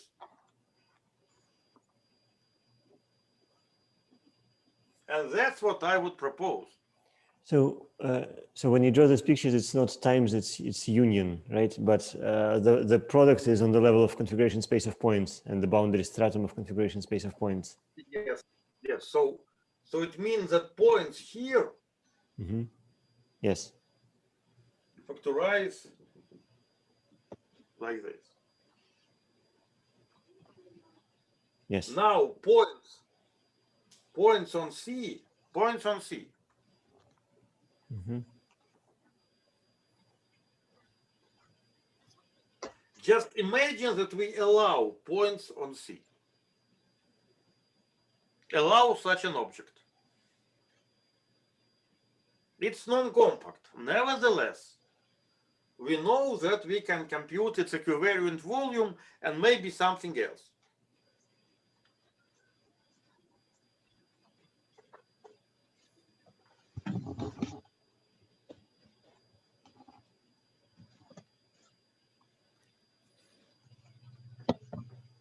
This thing can decompose like this. In So this let case, us, yes? in this case, it seems like it doesn't allow the points points inside C star collides, right? You don't allow them to collide to each other. You only So- allow them to collide to the end of the points. No. You allow them. All the way around. So here are points on C. I Yes. allow them collide to each other. I do Okay. not allow them to collide to the marked point. The marked points. Yes. So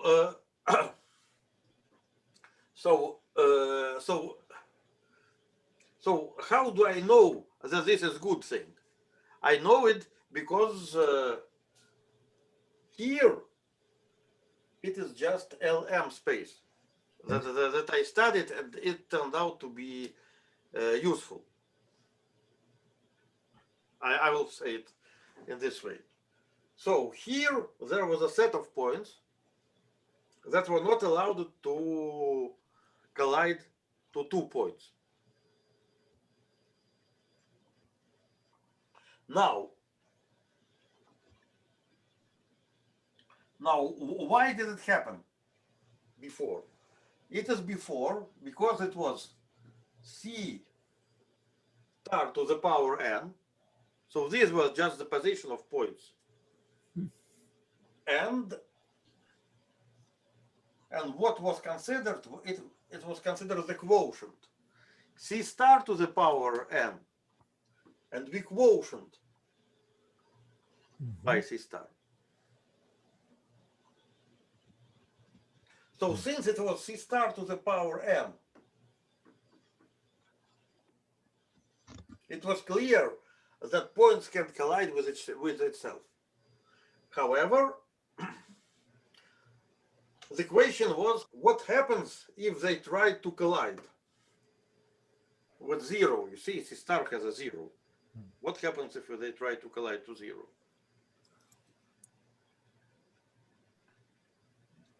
The recipe was that we divide by C star. And that's why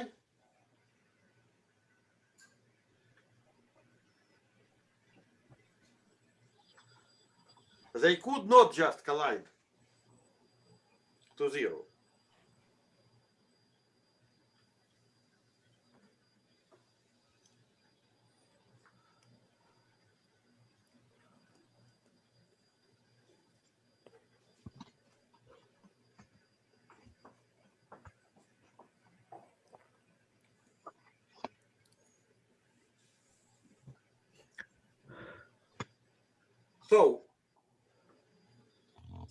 So this is an explanation in terms of collision. Another explanation of non-colliding is the following. The so-called zero is infinitely long, infinitely far away. So you cannot reach infinity. So from the point of view of R, it is like this.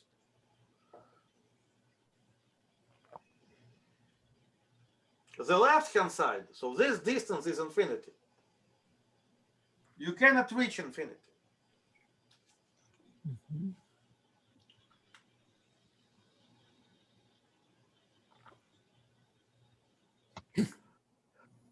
However, if you have 2 points, you may ask who is closer to infinity and what is the relative distance.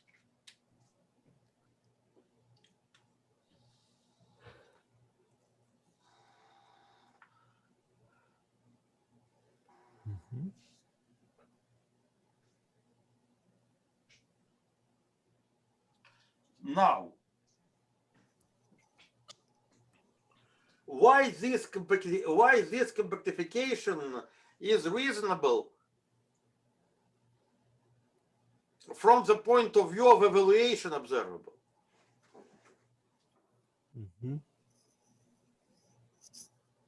It is reasonable because you do not allow pre-images of zeros and infinities or pre-images of divisors to go together to the marked point. So in this case, you can allow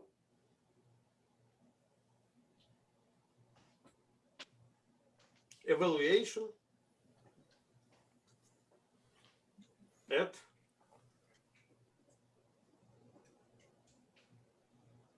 P point.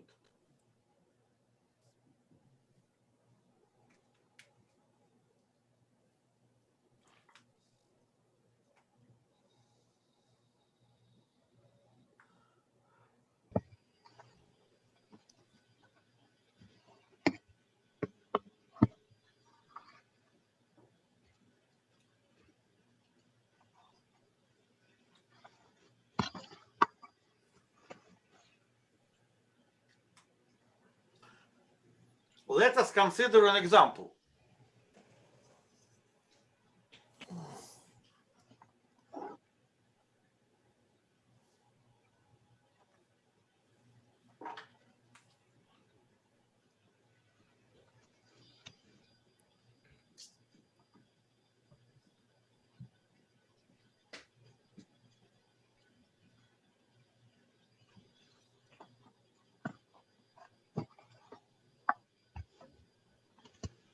Let me call this A, let me call this B.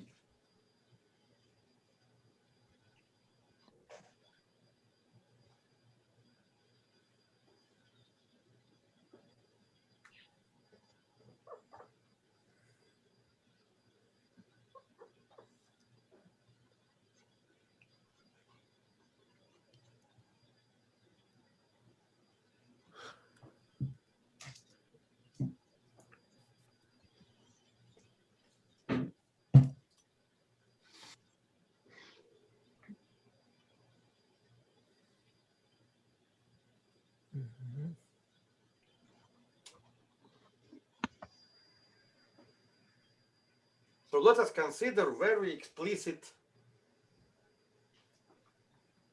thing, very explicit map.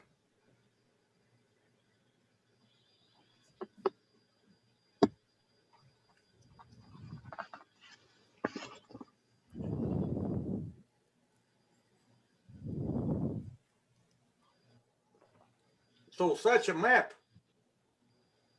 is definitely Y, that is C, Z minus A, Z minus B.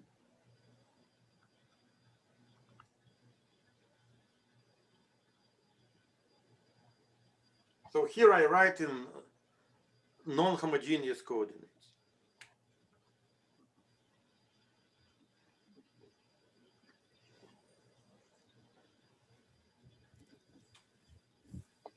So first, I say that A is not on CP1,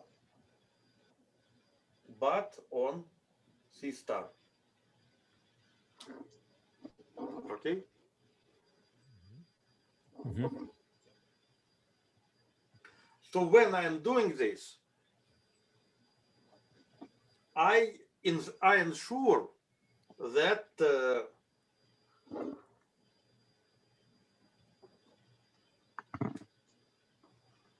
and A and B are not.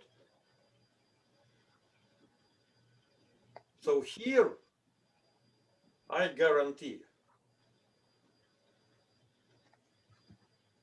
that I do have evaluation at 0 and infinity. Okay?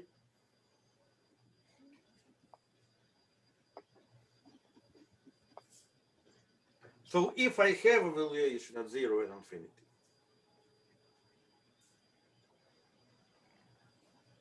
now this is not a compact space. I want to compactify it.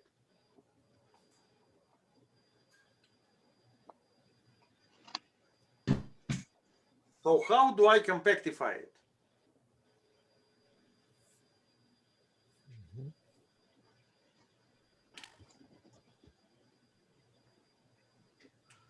First of all, I note that evaluation does not depend on C star. So what is this C star? Evaluation where? Evaluation at 0 and infinity. Does not depend on C star. That acts like this.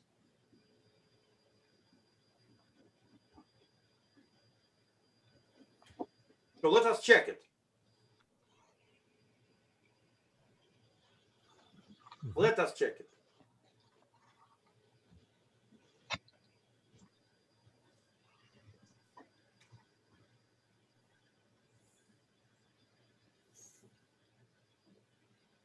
Evaluation at 0 is C A over B. Evaluation at infinity is C. Sure, it is a symmetry of evaluation. Okay?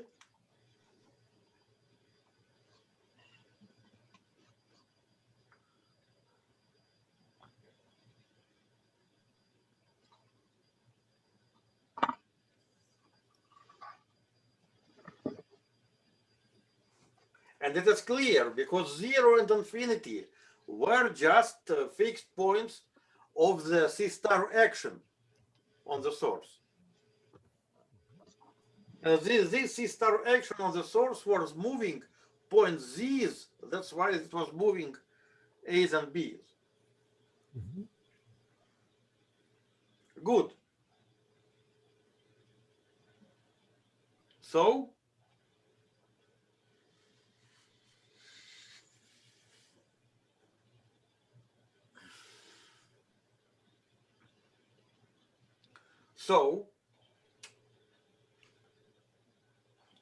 in this case, we can consider quasi-maps, in this particular case, divided by this C star.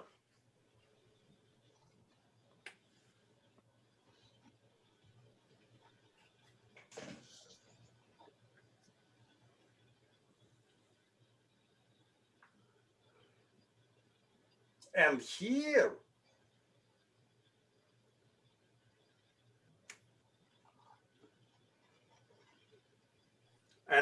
we have this LM space.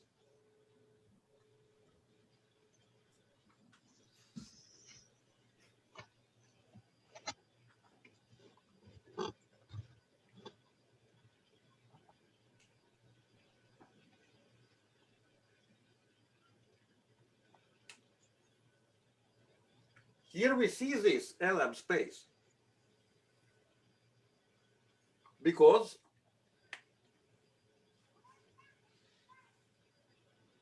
in this case, so what were quasi maps here? So it contains of something times C star squared over C star compactified.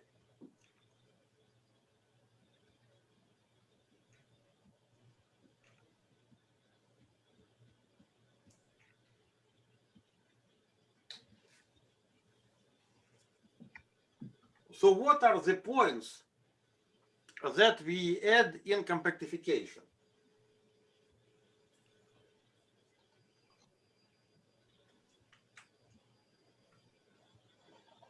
We add points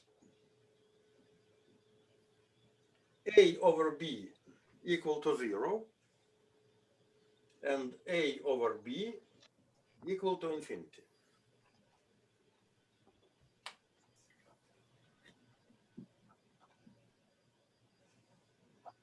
So what does it mean?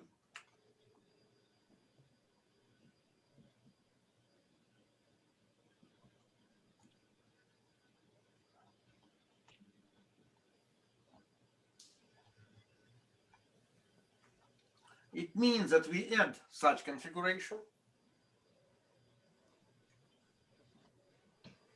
from this point of view. And also we add another configuration.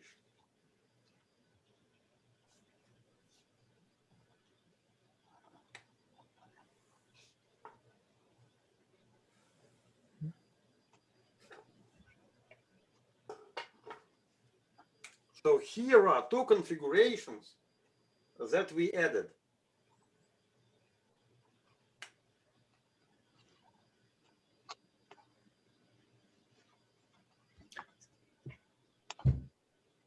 So when A over B is 0, well, it means that A is just 0, not on Yes, as a means that point on extra components, right? and still and here we see that when A is 0, so evaluation at 0 says, so when A is 0, we have clear evaluation. Ah, as a We map, have okay. clear evaluation where A is 0 and B is not 0. Okay. So if both A and B are 0, we don't have evaluation. We Ah. have evaluation if A is 0 and B is not 0. We also have evaluation in the opposite case. So that's why we add these two configurations.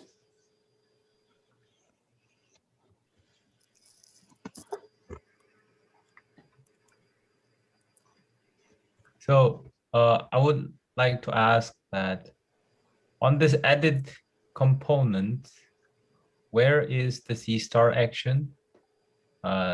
Does our C star action extends to both components, or Okay. it Okay, remains so on we the... have, you see, here you mean this C star action, yes? No, that's the gauge C star action, right? I mean, No, this is not the gauge C star action. oh yes, you're right. I'm sorry. Yeah, that C star is like the rotation on the sphere, right? This C star action is a C star action that prevents, how to say, that, yes, that is not changing evaluation observables at 0 and infinity. Okay. So this C star action is in some sense very peculiar. So consider quasi maps. We may try to write down evaluation observables at some points.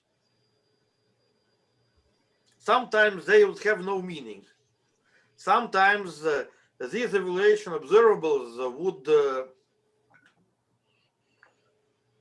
would not exist. But mostly these evaluation observables would not be invariant under this C star action, because Okay. this C star action takes Z to lambda Z, or equivalently, it shifts A and B.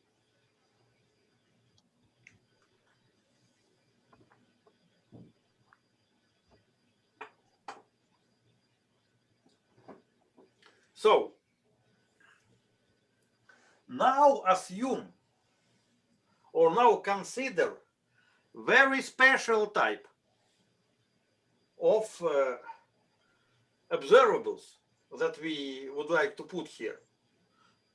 Observables only at points 0 and infinity of C star action on the source. Okay? In this case, in this particular case, if we consider only these observables, we may consider the quotient of the space of quasi-maps with respect to this C star.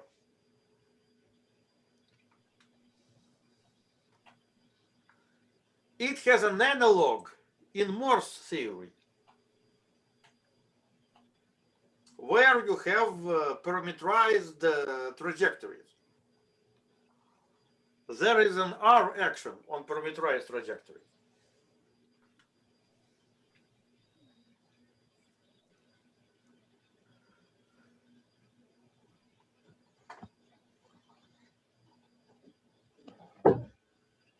Now, let us play the game, and it is exactly the given tiles game. That we study only these observables.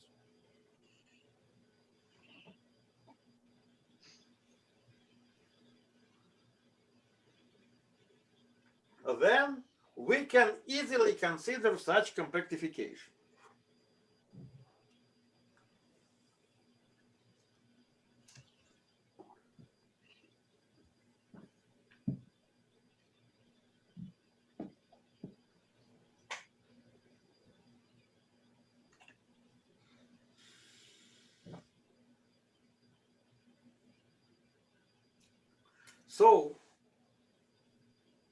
So what we see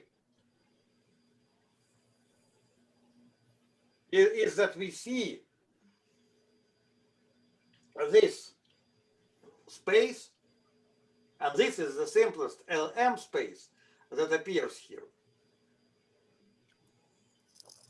So we can take a quotient and we can compactify. And this is a nice space.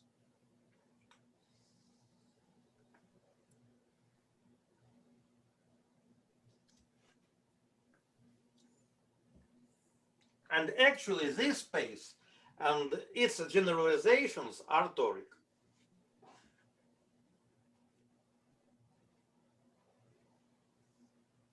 So actually the same thing happens if you put here CPM.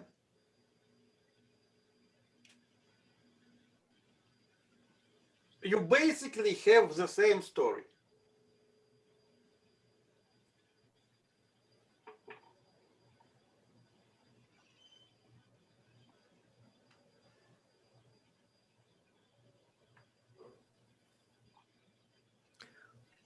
So what would be your 0 and infinity in higher dimensional case?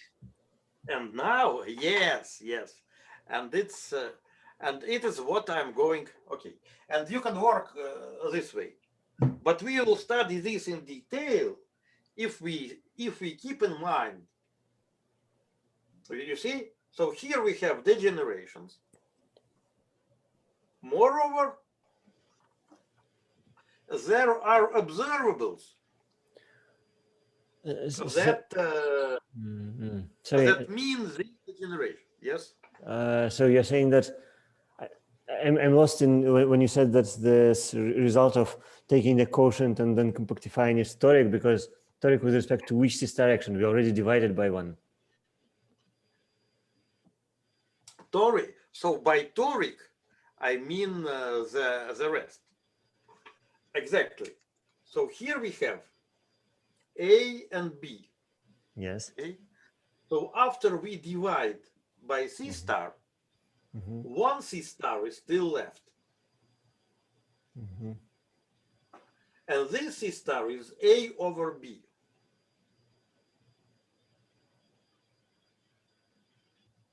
I don't know what it means, but okay, with the different weights, I see. And also, so, but this C star is not compactified. So the question is very obvious. How to compactify it in order to preserve evaluation. So we add AB equal to 0 and AB equal to 1, to infinity. Here there is also a particular question what to do with this C. So we need to treat it specially. I mean this C.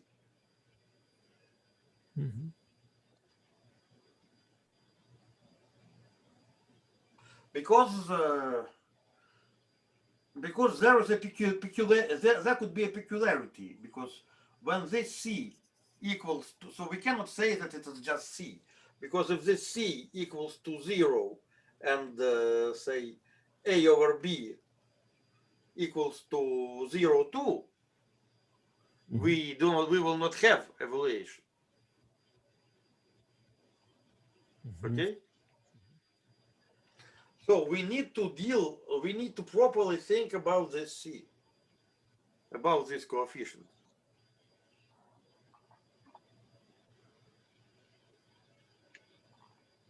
Sorry, why do we not have evaluation when C equals 0 and A over B equals 0? Okay. It looks fine. No, the evaluation looks completely fine. Okay. Okay.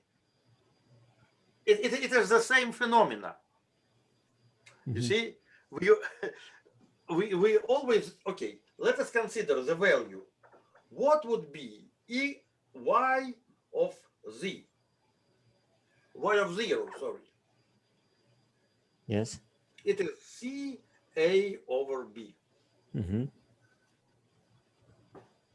So if A over B is 0, then this is 0. So evaluation exists. What's the problem? No. If A over B is 0 while C is infinity.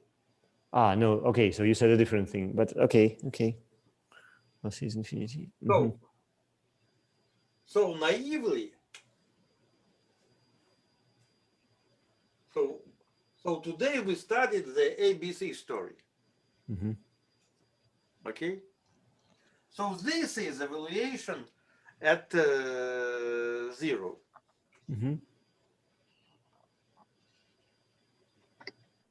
So if I consider finite C,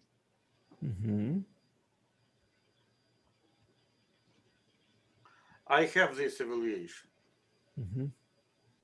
However, if C could be either 0 or infinity, I have the same problem. So I need to so I have to reconsider. So I have to reconsider it.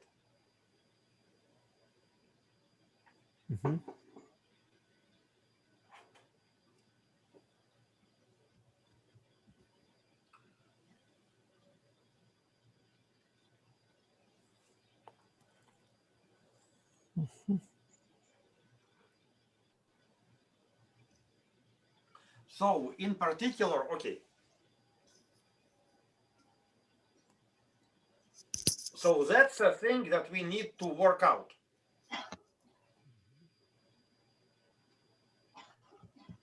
So in some sense, we understood compactification for a particular zero that is not zero or infinity. Mm-hmm. We need to work it out.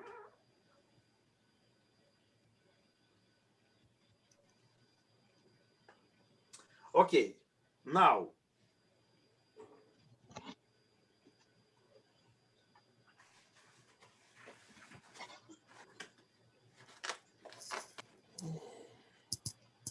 interesting question is, okay, we got these quadratic equations, and we would reinterpret standard theory in this way. Okay, why it is interesting? It is interesting because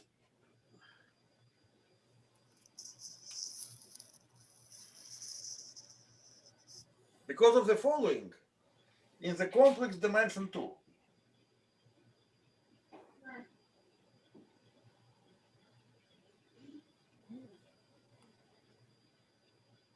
the analog of the ray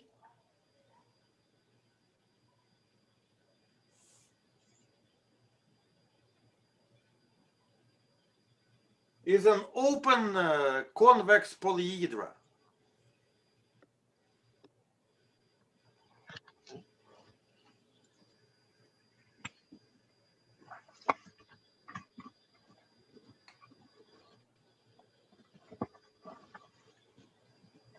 The analog of CP1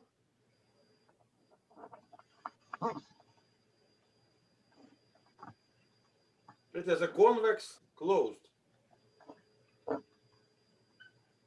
polyhedra.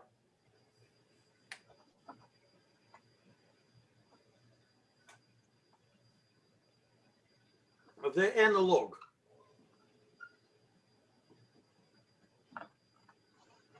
of this process, and here it is interesting that the analog of this process, that was CP1 degenerating into CP1 times CP1, is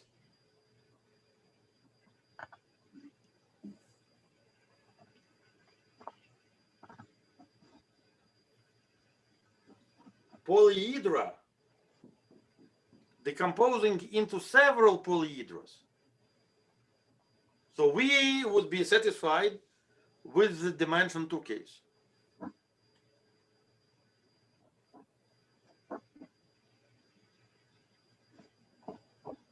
And this would be L infinity of the infrared, discovered by Gayotto, Moore, Witten, and also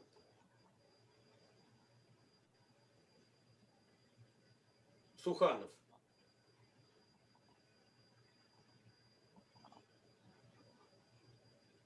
As the generation of two-dimensional Morse.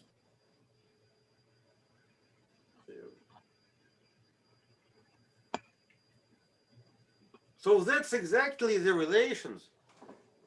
These should be exactly relations that are in the heart of higher WDVV.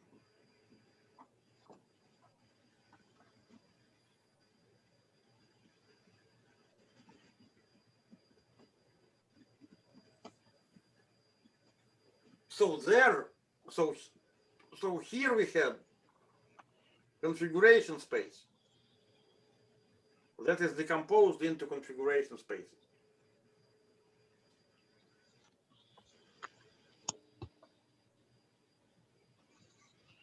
To get something new and very interesting, we need to look at such decomposition. So the guiding line, so there will be guiding lines.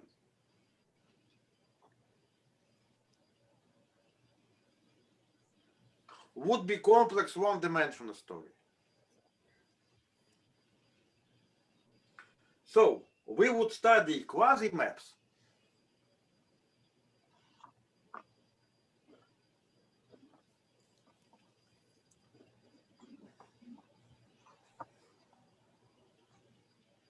Of simplest possible things, like CP1 times CP1, CP2, C square, C square blown up at 0, etc. So these would be analog of array. Array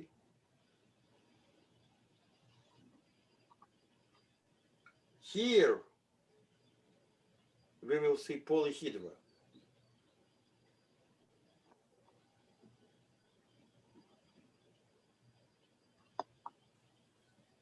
So I would say the simplest tractable equation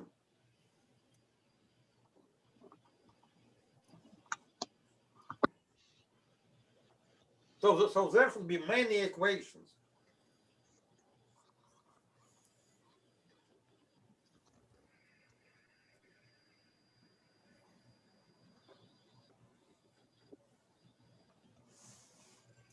So first example. So this is CP1 times CP1. It could degenerate.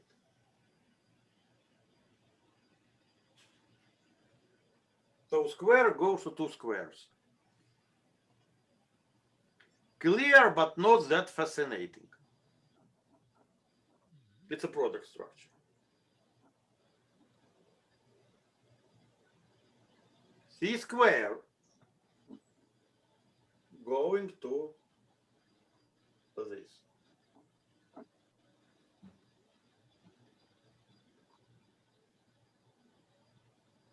So C square going to what? To CP2 times C square blow up.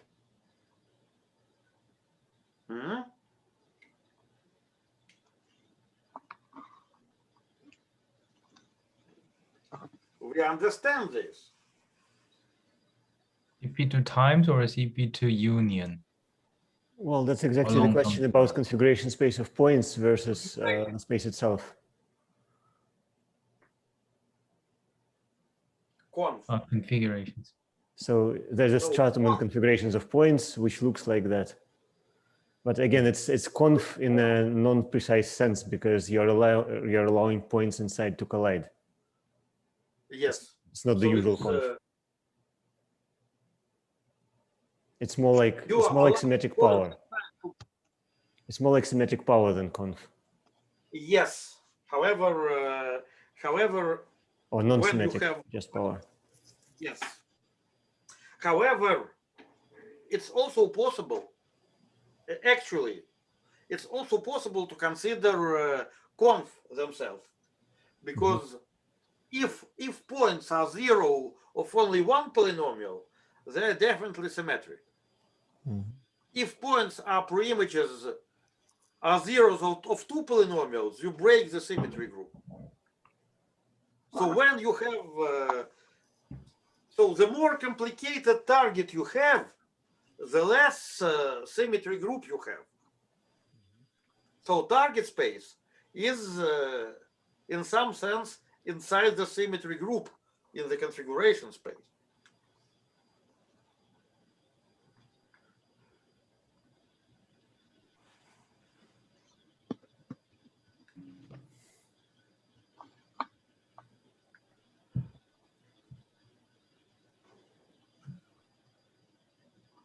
And now we can see this. So this is 1 to 2 example. But there is also, I would say, I don't know how to draw it in the best way, but I definitely know that there is such an example. So let me try.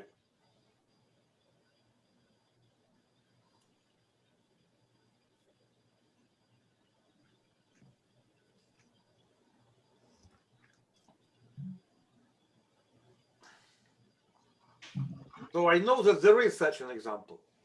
So I know that a triangle could break into 3 triangles.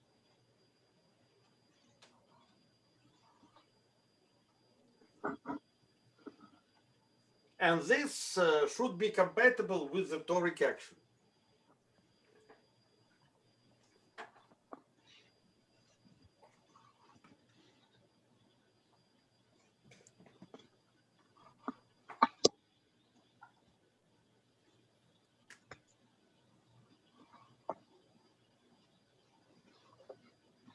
By breaking, I mean in the same sense. And the algebra that governs this is the algebra of the infrared.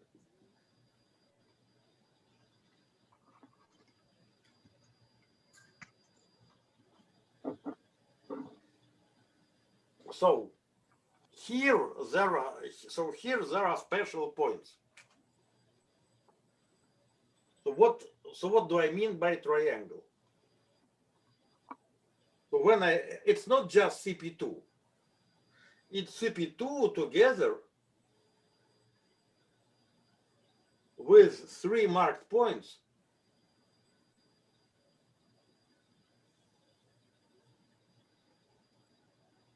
and of course C star to the square action. Like previously, we considered not just CP1 with 1 or 2 marked points. We consider CP1 with 2 marked points and the C star action. And here we have C star square action.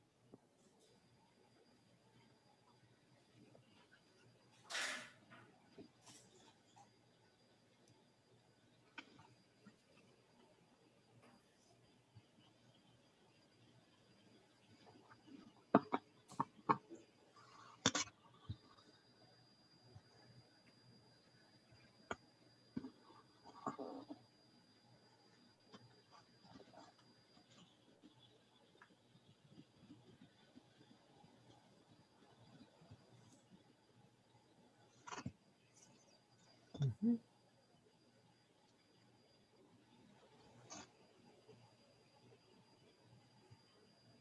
So our goal would be to write down the quasi-maps for these particular cases and to see in which sense and how do they factorize.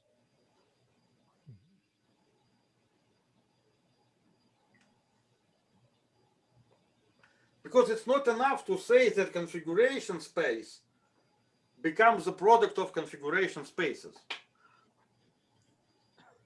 We need to construct differential forms on configuration spaces with some extra properties.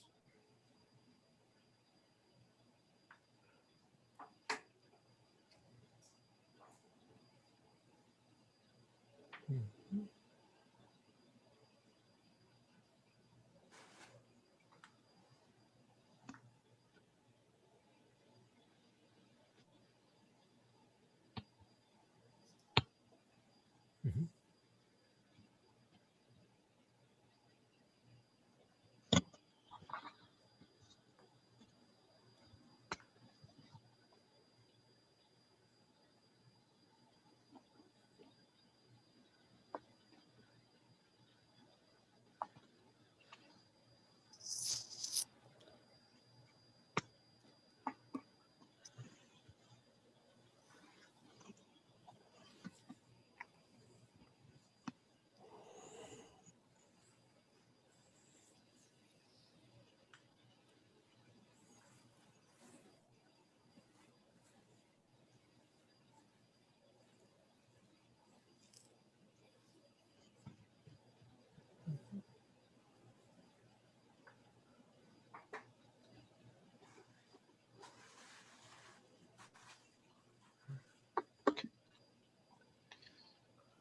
In particular,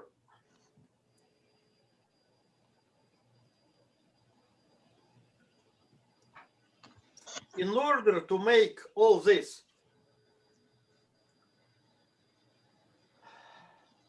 not a blah, blah, blah, but something workable,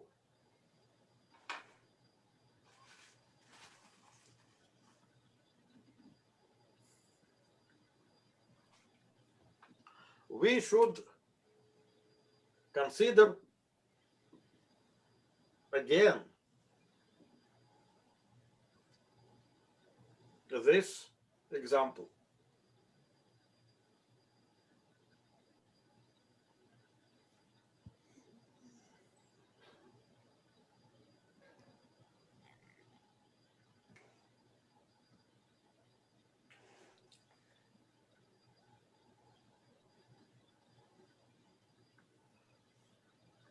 You see, here we have this indeterminacy problem. So we would like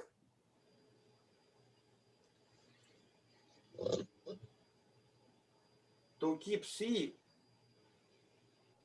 either to keep C to be non-zero, not infinity. So then we can compactify the configuration space.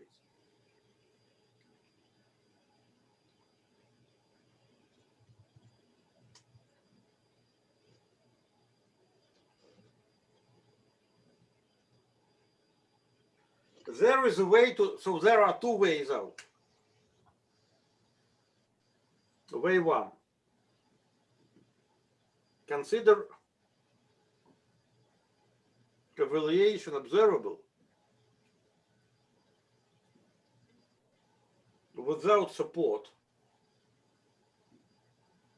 at C equals 0 or infinity. Then we can forget about it.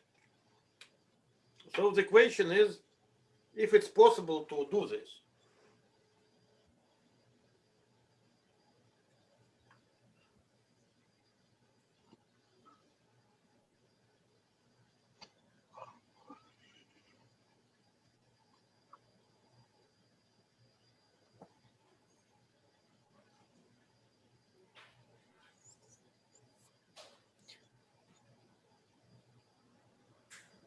It is so I would say it is possible to do this because the choice of evaluation observable is in our disposal.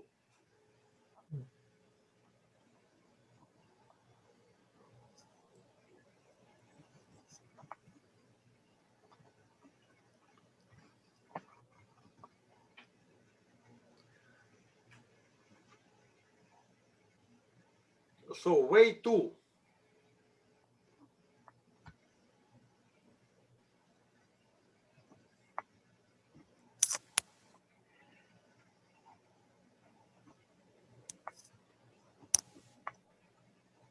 is to say that quasi-map is not just quasi-maps, is not just something times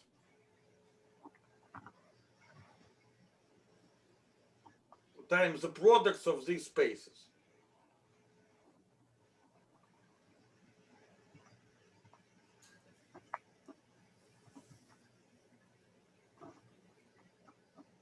But to consider some blow up. Sorry, quasi maps with evaluation at 0 and infinity. Okay, so I think I made you tired.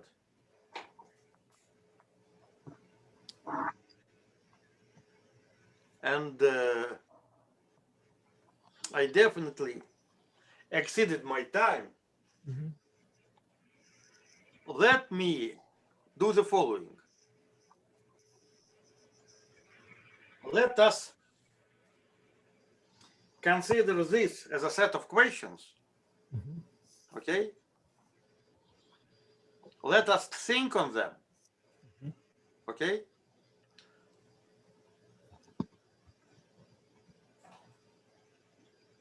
Mhm. So this is an easy ABC, yes? It's Yeah.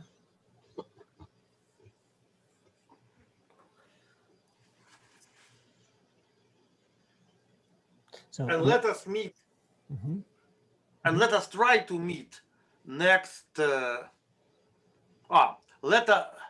let me ask you to send you what you think about it to me in the written form. Okay.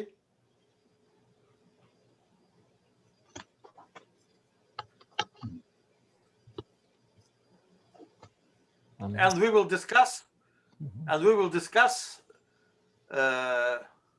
what comes out next Wednesday. Okay. So once again, we are doing one-dimensional story, keeping in mind higher dimensional story.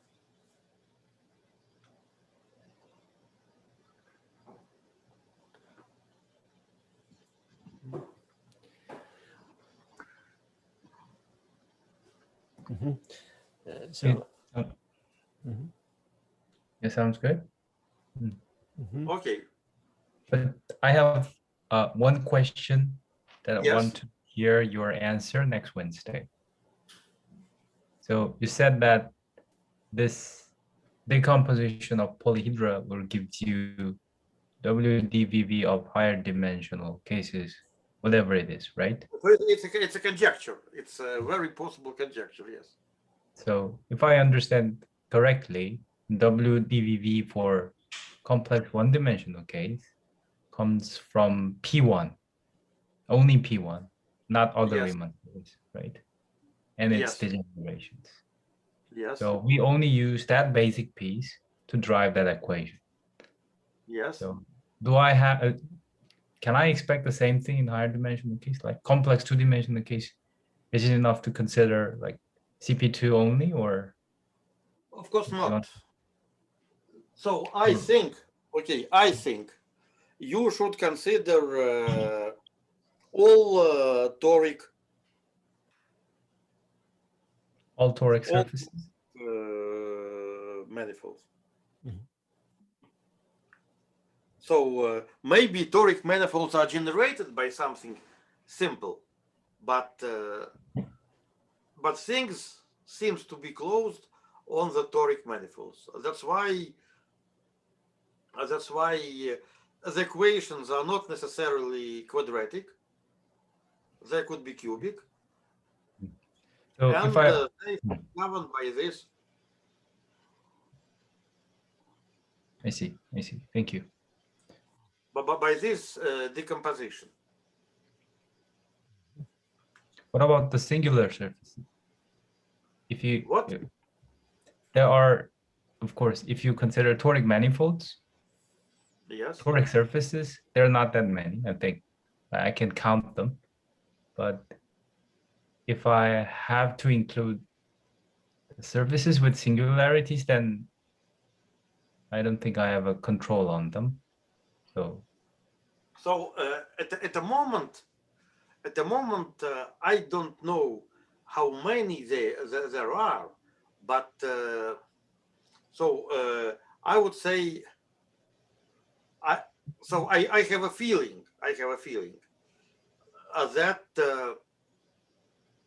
that all polyhedra would take part. okay, I see. All convex polyhedra. So it means that all toric, and it doesn't matter if they have singularities or not. I see. Okay, thank you. So I have a feeling that, however, if it will be possible to reduce the stay, so they should form this algebra of the infrared. So it would mean that for polyhedra you have something, and you have relation. But okay. but this is too many.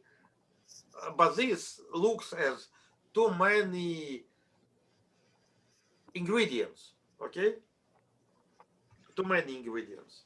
If it would be possible to reduce the number of ingredients, it would be great.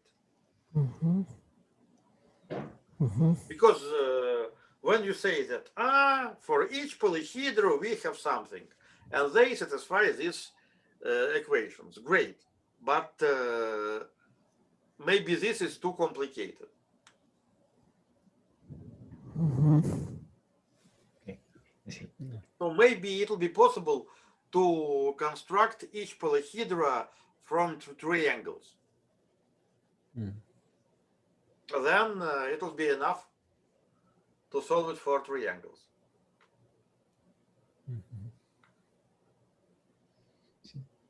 Okay, I'm gonna think about it, and we'll talk about it Wednesday. Okay. Okay. Okay, thank you. Thank you. But I propose to talk not about the general. So we can talk about two things: about the general philosophical stuff and about the very definite computational stuff. Okay, technical stuff. So what is going on precisely? So Okay, I good. would prefer to talk about to spend some time on explicit computations here. Right. Okay, then see you next Wednesday. Very good. Yes, see you next Wednesday. See you next Wednesday. Yeah, thank you for the lectures.